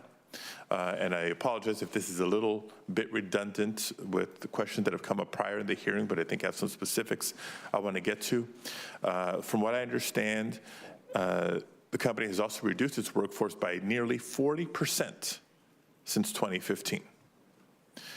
According to your own data reported to the Surface Transportation Board, the number of employees assigned to maintenance of equipment and stores has decreased by 60% over the past decade. Your data. Given what's happened, is Norfolk Southern now going to hire the additional signal workers necessary to maintain and inspect these systems that you're relying on to improve safety?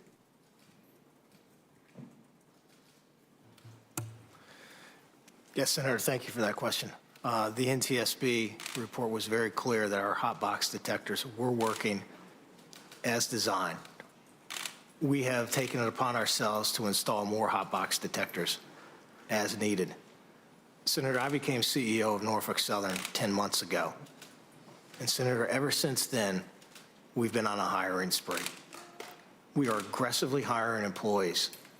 Right now, our pipeline of conductor trainees is amongst the highest in our history.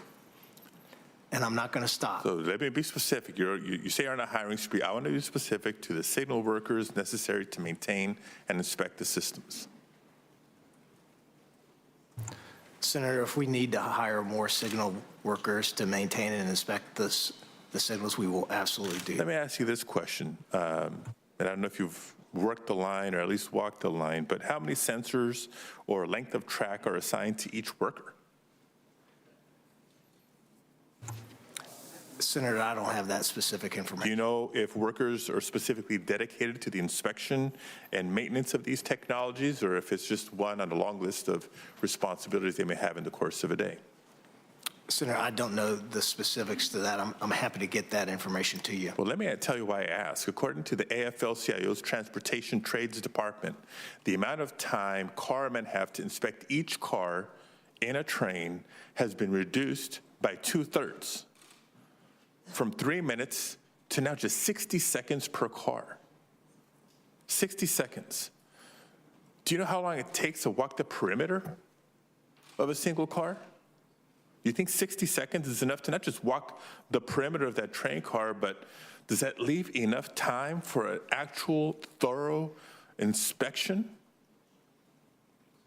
Because I can imagine that this gives us the confidence that carmen have the time to conduct that thorough inspection to identify or find any potential defects before the cars are sent back into service.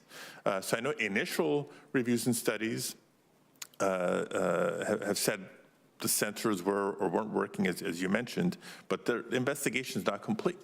Right, NTSB is still doing some follow-up work. So sorry to drill down on a specific, but these specifics matter. And it's not just the technologies, it's the workforce necessary to install, to maintain, and to ensure that they're properly functioning. And to me, it just falls into the greater pattern that we've seen of the past decade.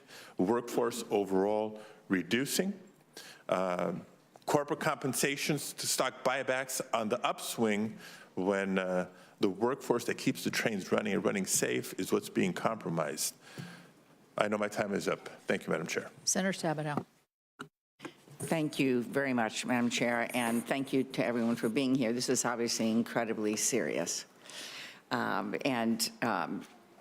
Shaw, Norfolk Southern's lack of transparent communication with impacted states, I'm specifically thinking of Michigan now, during the cleanup process concerns me. Do you think it was acceptable that the company started moving toxic waste from East Palestine to Michigan without notifying Michigan officials?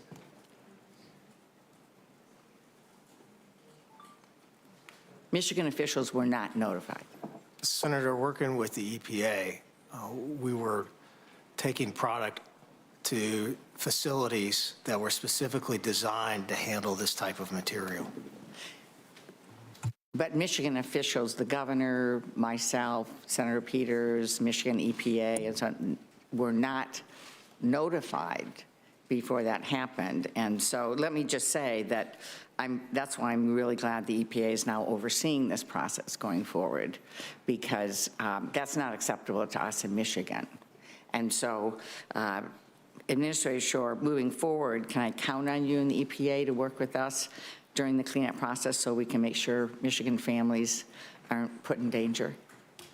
Senator Stabenow, you certainly can. The administrative order that we issued that went into effect fully on February 27th requires Norfolk Southern to notify our co-regulators, in your case the Michigan Eagle, of shipments to the state. But as they continue to ship waste, EPA will take the additional step of keeping you and congressional staff in the state informed. Thank you so much, because that did not happen at the beginning. And so I appreciate now with EPA oversight that this will be happening, because it was very concerning to people in Michigan and as well as elected officials. I have a quote from Norfolk Southern. We are going to learn from this terrible accident and work with regulators and elected officials to improve railroad safety. Mr. Shaw, we certainly need to do that. We certainly need to strengthen safety standards, especially now that we have an administration that supports strong standards instead of working to gut them like the last administration did. So we're now in a good spot to be able to move forward. We have bipartisan legislation to do that. But here's my question. When you tell us the company is ready to learn from this, I'd feel better if this wasn't the 20th time since 2015 that the company has had a derailment result in a chemical release.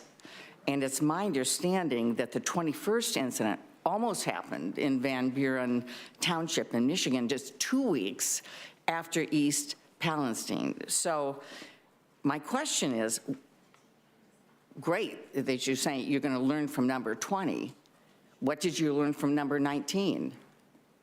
What did you learn from number 1 or number 5 or number 10 or number 15? What safety measures have you implemented since this was the 20th time since 2015 that there had been a derailment resulting in a chemical release?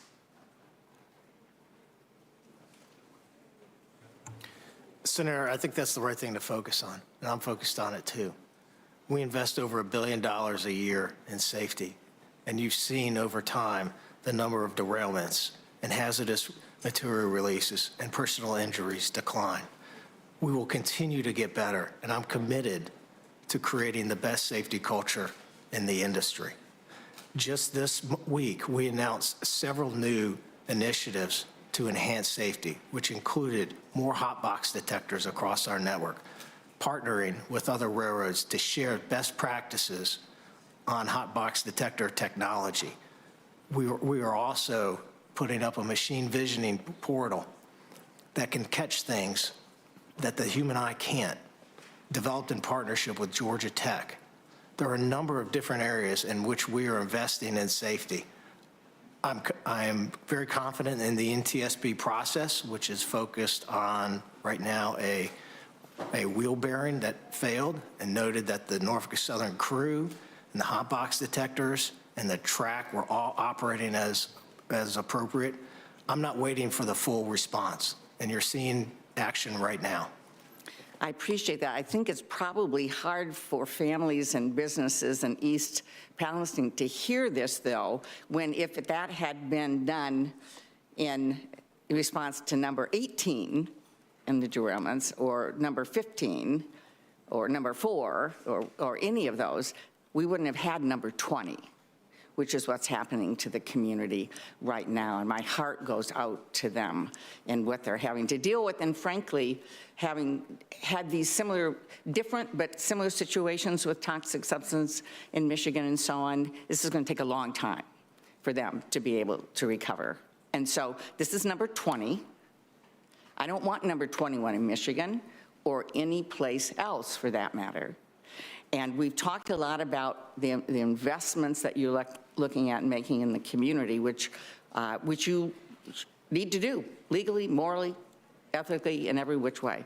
But I also hope that you're looking at taking another look at stock buybacks of the future. I know you've done $6.5 billion already in the last 2 years, and there was $7.5 billion supposedly coming up.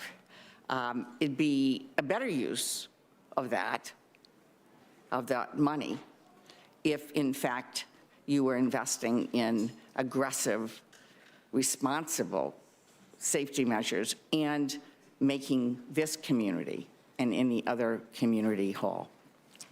Thank you. Thank you, Senator Stabenow.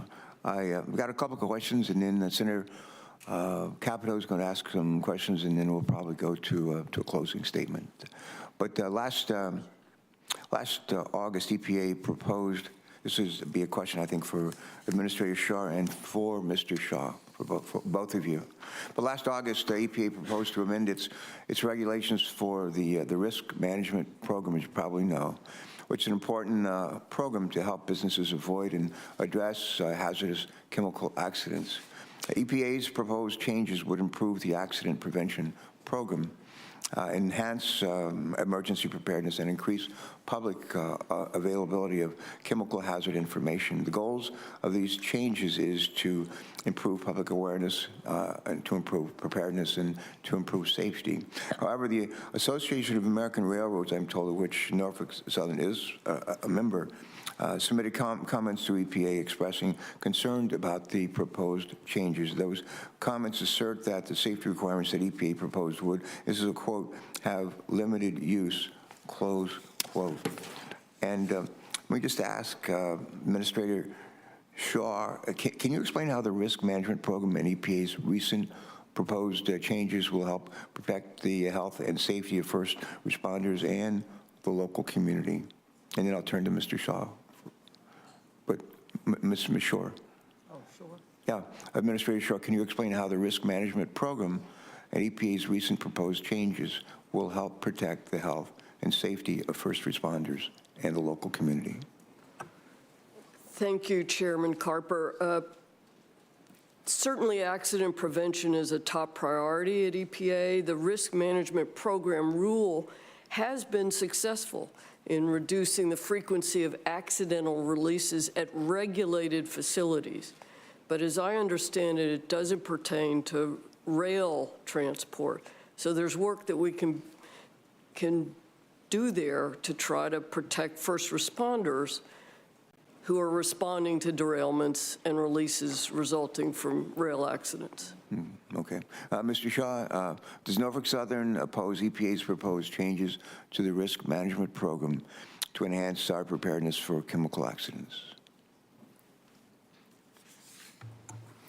Senator, I apologize. I'm not familiar with that program. I'm happy to review the legislation or the program and discuss it with you further. I have a sincere appreciation for the first responders from Ohio and Pennsylvania, some of whom are joining me on this panel, and West Virginia, who ran to the scene. As a result, we just announced yesterday a regional first responder training center that will support the first responders of Ohio, Pennsylvania, and West Virginia. And every year, we train approximately 5,000 first responders, and so we are committed. Is that in the states in which you operate? Yes, sir. No. Okay. All right. Last question. This was really a question for all of you, and Mr. Brewer, I'll start with you. And but the questions for all witnesses. My colleagues, including certainly a ranking member, have heard me say that in adversity lies opportunity. That's Einstein. Pretty smart guy. Most people remember Einstein for saying the definition of insanity is to do the same thing over and over again and expect a different result. That might be pertinent here today as well, but I always believe that in adversity lies opportunity, and that's the way I approach life, and I think it's the way a lot of us approach life. But the this environmental tragedy creates not just tragedy and heartbreak, real heartache for a whole lot of people, but it also creates some opportunity for us to examine not only what went wrong in on the heels of this derailment, but also to look at some of the moments where things went right. And I'm going to ask each of you, and Mr. Brewer, I just want to start with you, to just very briefly speak to something you believe has gone well, and while working together across many entities to navigate the response to this environmental disaster. Can you give us an example or two of what you thought went particularly well? Sure. I think relationships we have with everyone up here, the other responders, was positive. Initially, we had good relationships, good communications with as I said, the boots on the ground. It may not be that way whenever the boss has gone on scene, and I said that. But and as Mr. Shaw said, training, collaborative training from the railroads is something that positive will come out of this, I think. All right, good. Mr. Harrison, same question. Share with us something you think has gone well and needs to be lifted up. Go ahead. For Sanco, the success of our partnership investment in planning, building the organic detection system, training our staff, this was not a unique response. We get several hundred reports of potential spills a year from the National Response Center. So we have been doing this for decades, and so having the ability to put that in place, I think, has been very positive, and also just to demonstrate how our team and our system and our partnership works. All right, thanks. Ms. Vogel, same question, please. Chairman, the mayor of East Palestine and the fire chief have really done such an exceptional job representing their community, protecting their community, connecting their community with people who can provide scientific answers. They've done such an incredible job refuting misinformation that's out there, that we're getting people connected with the scientists either at Ohio EPA or US EPA. And I do think that's an example of something that has gone very well. All right, good, thank you. Sure. Chairman Carper, I think what has been remarkable, though it should be standard, about the response to this disaster in East Palestine is the way local, state, federal agencies have worked collaboratively together, that it's not been about politics, but about people. You've seen Democrats standing with Republicans. President Biden was on the phone to Governor DeWine saying, whatever federal resources are needed, they will be there for you. He did the same with Governor Shapiro of Pennsylvania. You saw Administrator Regan standing to announce the order with Governor DeWine and Governor Shapiro, with Congressman Bill Johnson and Congressman DeLucio, and so many others. I think that collaboration focused on getting this cleaned up has been quite remarkable. Yeah, good. Thanks for those. Mr. Shaw, same question, please. Thank you for the question, Senator. I've been really clear that I'm focused on the environmental cleanup and helping East Palestine thrive. The things that have gone really well have been the coordination and the collaboration that we've received from the folks at this table. And I've made a personal commitment to Secretary Buttigieg and Governor DeWine and Mayor Conaway and Fire Chief Drebeck and Governor Shapiro and Administrator Regan that we're going to do everything it takes. I have a genuine affection for the folks of East Palestine, which I know several of my peers on this panel do as well. And when you walk around town, you're starting to see these yard signs pop up. And the yard signs say, "We are East Palestine." And it goes on to say, "Welcome to America's greatest comeback story." And Senator, I want to make sure that that happens. Yeah, we have a great opportunity here if we can collaborate and work together to lift, not just to lift up, not just to address the immediate problems and crisis, but actually to empower the people of East Palestine and the communities around them, to empower them. And I think that's a good thing that can come out of this. Senator Capito, thanks so much for your work on this. Thanks. Thank you. And I think it's, in my opening statement, I said we need to find out what went right and what went wrong. So I really appreciate the comments of what went right. I'm going to go back to the other side. I'm still very disturbed about the communication issue, because we've seen it already in the panel. Ms. Vogel said initially there were some, you had the need to refute poor information, and that there were some communication gaps. Mr. Brewer has said that there were some communication gaps, at least as far as 1 car to 5 cars and maybe some other things. And I understand in the haze of what was going on at the very beginning, some of that is going to occur. Senator Stabenow said she didn't know, her governor didn't know that cars were being brought to Michigan carrying hazardous materials, and it seemed as though, even though the EPA has to okay where Mr. Shaw and Norfolk Southern takes this materials, it was a little passing, who's supposed to do it? I mean, Ms. Shore said that Mr. Shaw is supposed to. It seemed to me it would be a shared responsibility, but we can't get into it. All I'm getting back to is if you're sitting there in East Palestine or in Beaver County, Pennsylvania, you're seeing this huge pile of hazardous materials and you're smelling it. And the reason I'm coming from this has been from a community of Charleston, West Virginia that had a chemical spill in the early 2000s that everybody told us was safe to drink, but it still smelled. And you just lose your trust in what people are telling you. And this is what the neighborhoods and the surrounding areas are doing. So then when I ask the question, where is this material going? Both Ms. Shore and Mr. Shaw said it's going somewhere, but we don't know where. What does that do to trust? I mean, I don't know. Are the trucks moving or not? Were they stopped in Michigan or not? Why were they stopped in Michigan? You know, all these questions, I think, just, and then the people living there still have to look and smell and fear. And so I think we just need to get our the transparency of where this material is going, how long it's going to take it to get out, how deep does it have to go, all these questions that people are asking, because they want this over. And that's what you're trying to do, trying to get it over and make it safe. So as we go to lessons learned on the communication, I would just hope that we, in the after report that we know is going to be generated, that this is really a key part of what everybody looks at from all the different respondents, both from Norfolk Southern all the way to the people right there. Do you know what's burning? Do you have the right equipment? Do you have the right fire fighting equipment? Because chemical fires are different than other kinds of fires. I don't need to tell you your business, but you know all that.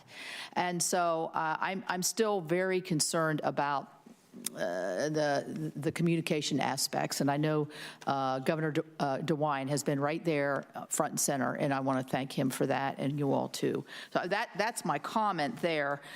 My question is from Mr. Harrison at Orsenco.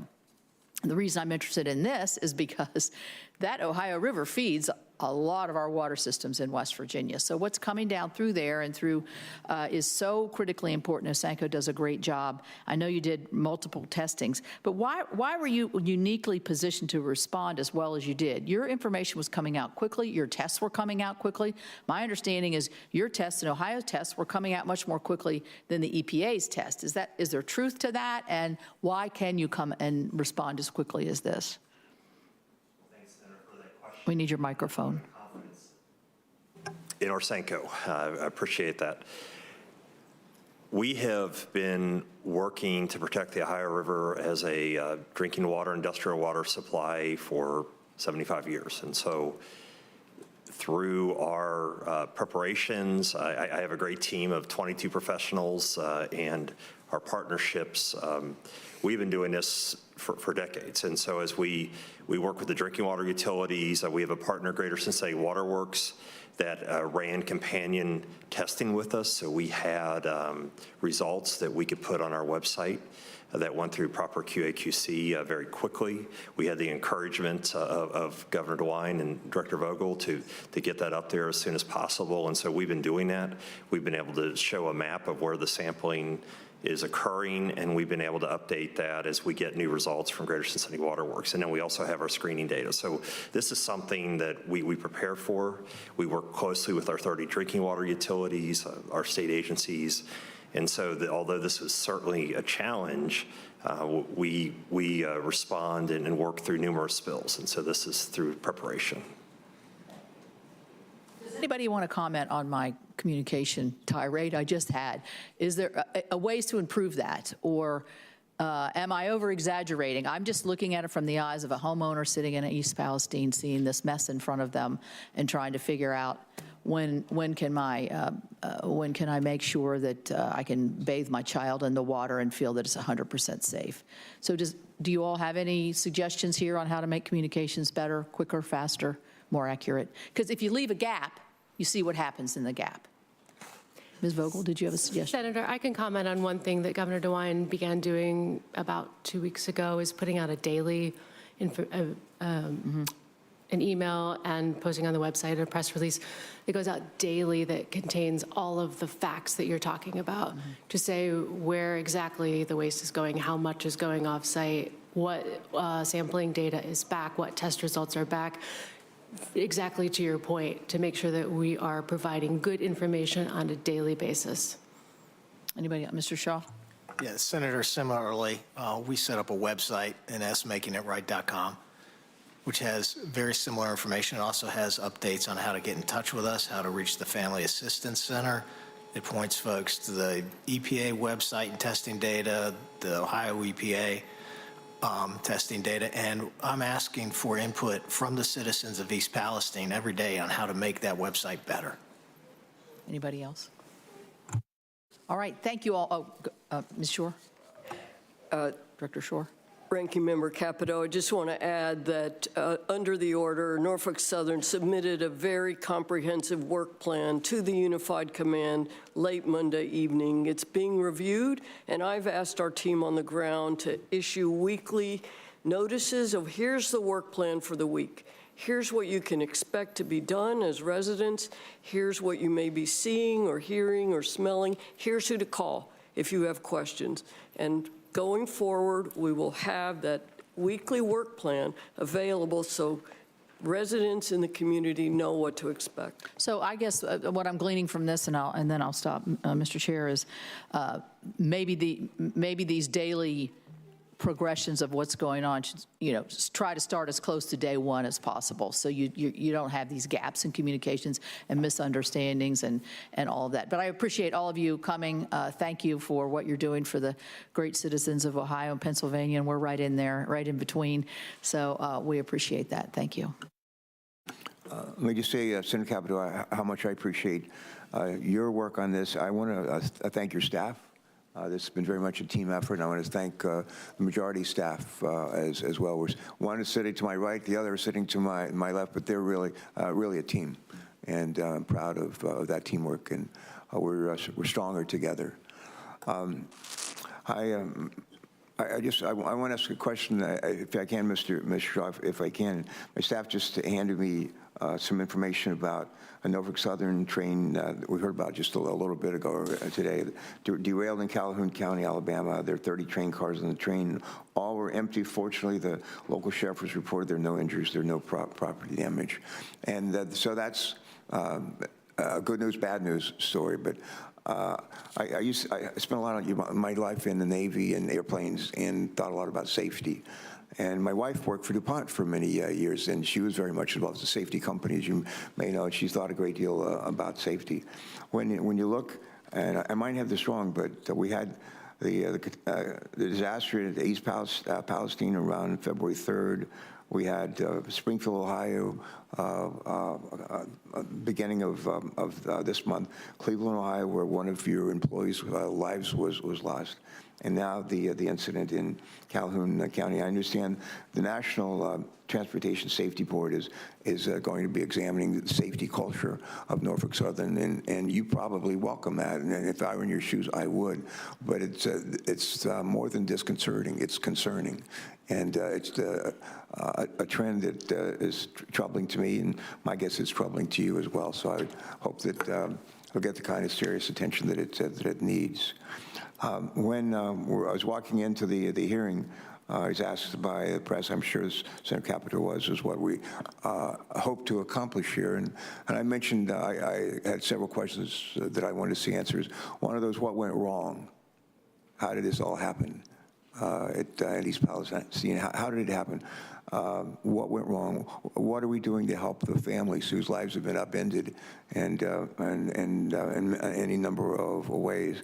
And the other question that I mentioned coming into the hearing was, how can we reduce the likelihood that similar disasters like this will happen again in Ohio or Pennsylvania or Delaware or West Virginia? How can we reduce that? I've said forever, everything I do, I know I can do better. Everything I do, I know I can do. I think that's true of all of us. And if you actually go back to the Constitution of our country and the preamble of the Constitution, it says, we the people of the United States, in order to form a more perfect union. It doesn't say to form a perfect union. It says a more perfect union. And the expectation all those years ago and still today is for us to do better as we go forward. I have a printed statement here. I'm going to read this as well and then close off, which is one more comment from straight from my heart. But in closing, I want to thank our witnesses for your time and testimony today. I want to thank our colleagues who came and testified before us today, and those that are working in a bipartisan way on legislation to help address these concerns. I especially want to thank a ranking member for what has truly been a bipartisan hearing.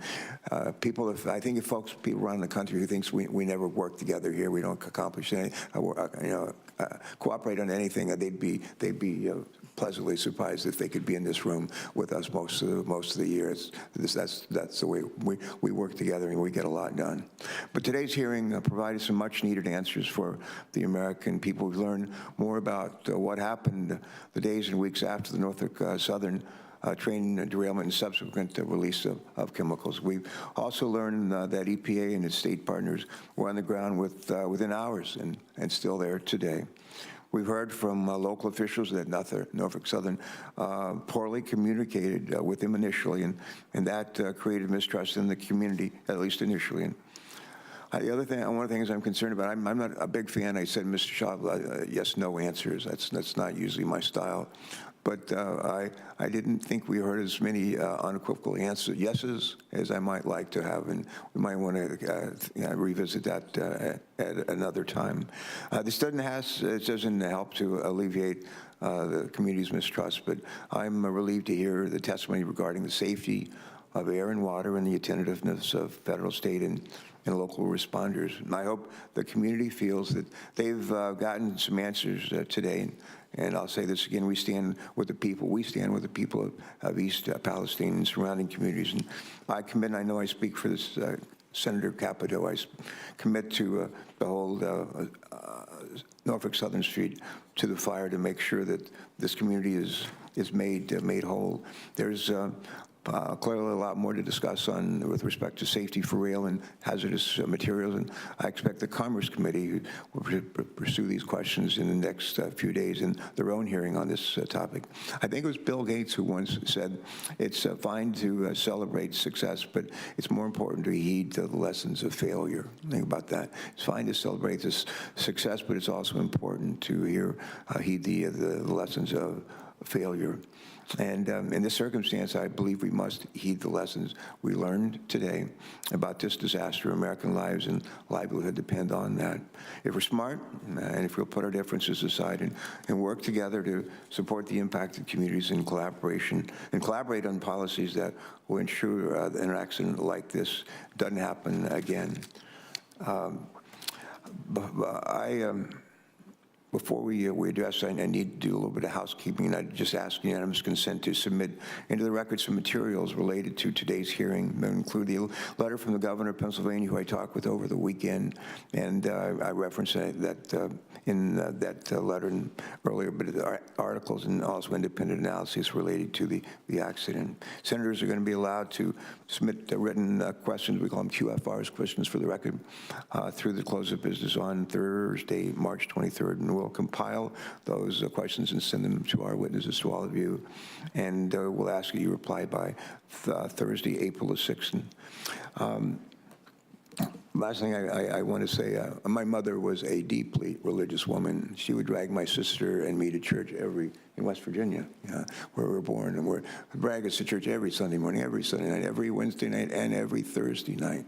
And she wanted to make sure that we understood the difference between right and wrong. We embraced Matthew 24, the least of these. When I was hungry, did you feed me? When I was naked, on and on and on. But she was really big on the golden rule. And she'd like to say, she never used the word default, like when you're not sure what to do, default to the golden rule. But that's what I do. And it can never go wrong. You can never go wrong. And in a situation like this, we've got to just put ourselves in the shoes of the people in East Palestine and other places around the country when they are similarly scared, have their lives changed, their livelihoods diminished, the value of their homes diminished. We just got to put ourselves in the shoes of those people and do it over and over and over again. And if we do that, at the end of the day, we'll have done our jobs and actually done the right thing, which we talked about here quite a bit. And the last thing, I used the word a bit earlier, empower. Empower. One of the things I say a whole lot is if you give a person a fish, you feed them for a day. If you teach a person to fish, they can feed themselves for a lifetime. I always thought that was in the Bible. I've quoted it 1,000,000 times and did it about a year ago, and I've been giving a speech. And after it was over, a preacher came up to me and he said, "Senator, that's not in the Bible." Well, I said, well, it should be. Well, it ought to be. and in addition to making sure people have a place to live and we clean up the water and everything, the idea of empowering people to help themselves. And that's what people want. They want to be empowered. And there's a lot of ways. We all have a hand in doing that. And I pledge that that's going to be part of our focus on this committee going forward. And again, to a guy who used to ride the train a lot, Albert Einstein used to ride the train a lot on the Northeast Corridor 100 years ago. And again, he did say more than a few times, in adversity lies opportunity. Lots of adversity here. Lots of adversity here. But we're not without opportunity as well. I think with your help and the folks that you represent, we're going to come close to realizing that opportunity. And if we do, the people in these communities that have been more than just disadvantaged, but really subjected to a terrible episode in their lives. But at the end of the day, I hope they'll say, well, they must have read the golden rule somewhere, because they've come through for us. With that, I think I already mentioned the questions for the records. I think so. With that, it's a wrap. We're done. Thank you very much. A lot more to be done. A lot more to be done. But thank you for your participation today.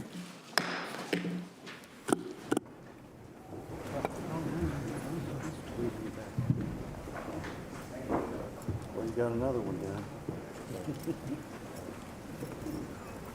Good luck. You're welcome.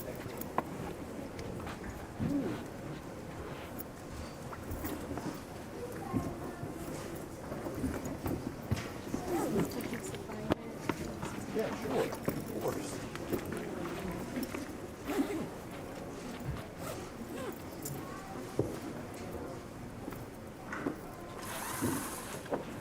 There you go.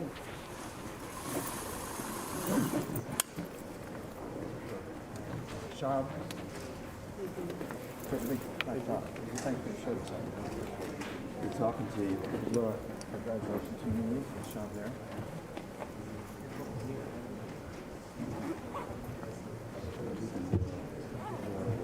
Hang in there, buddy. Hang in there. Yeah, sure.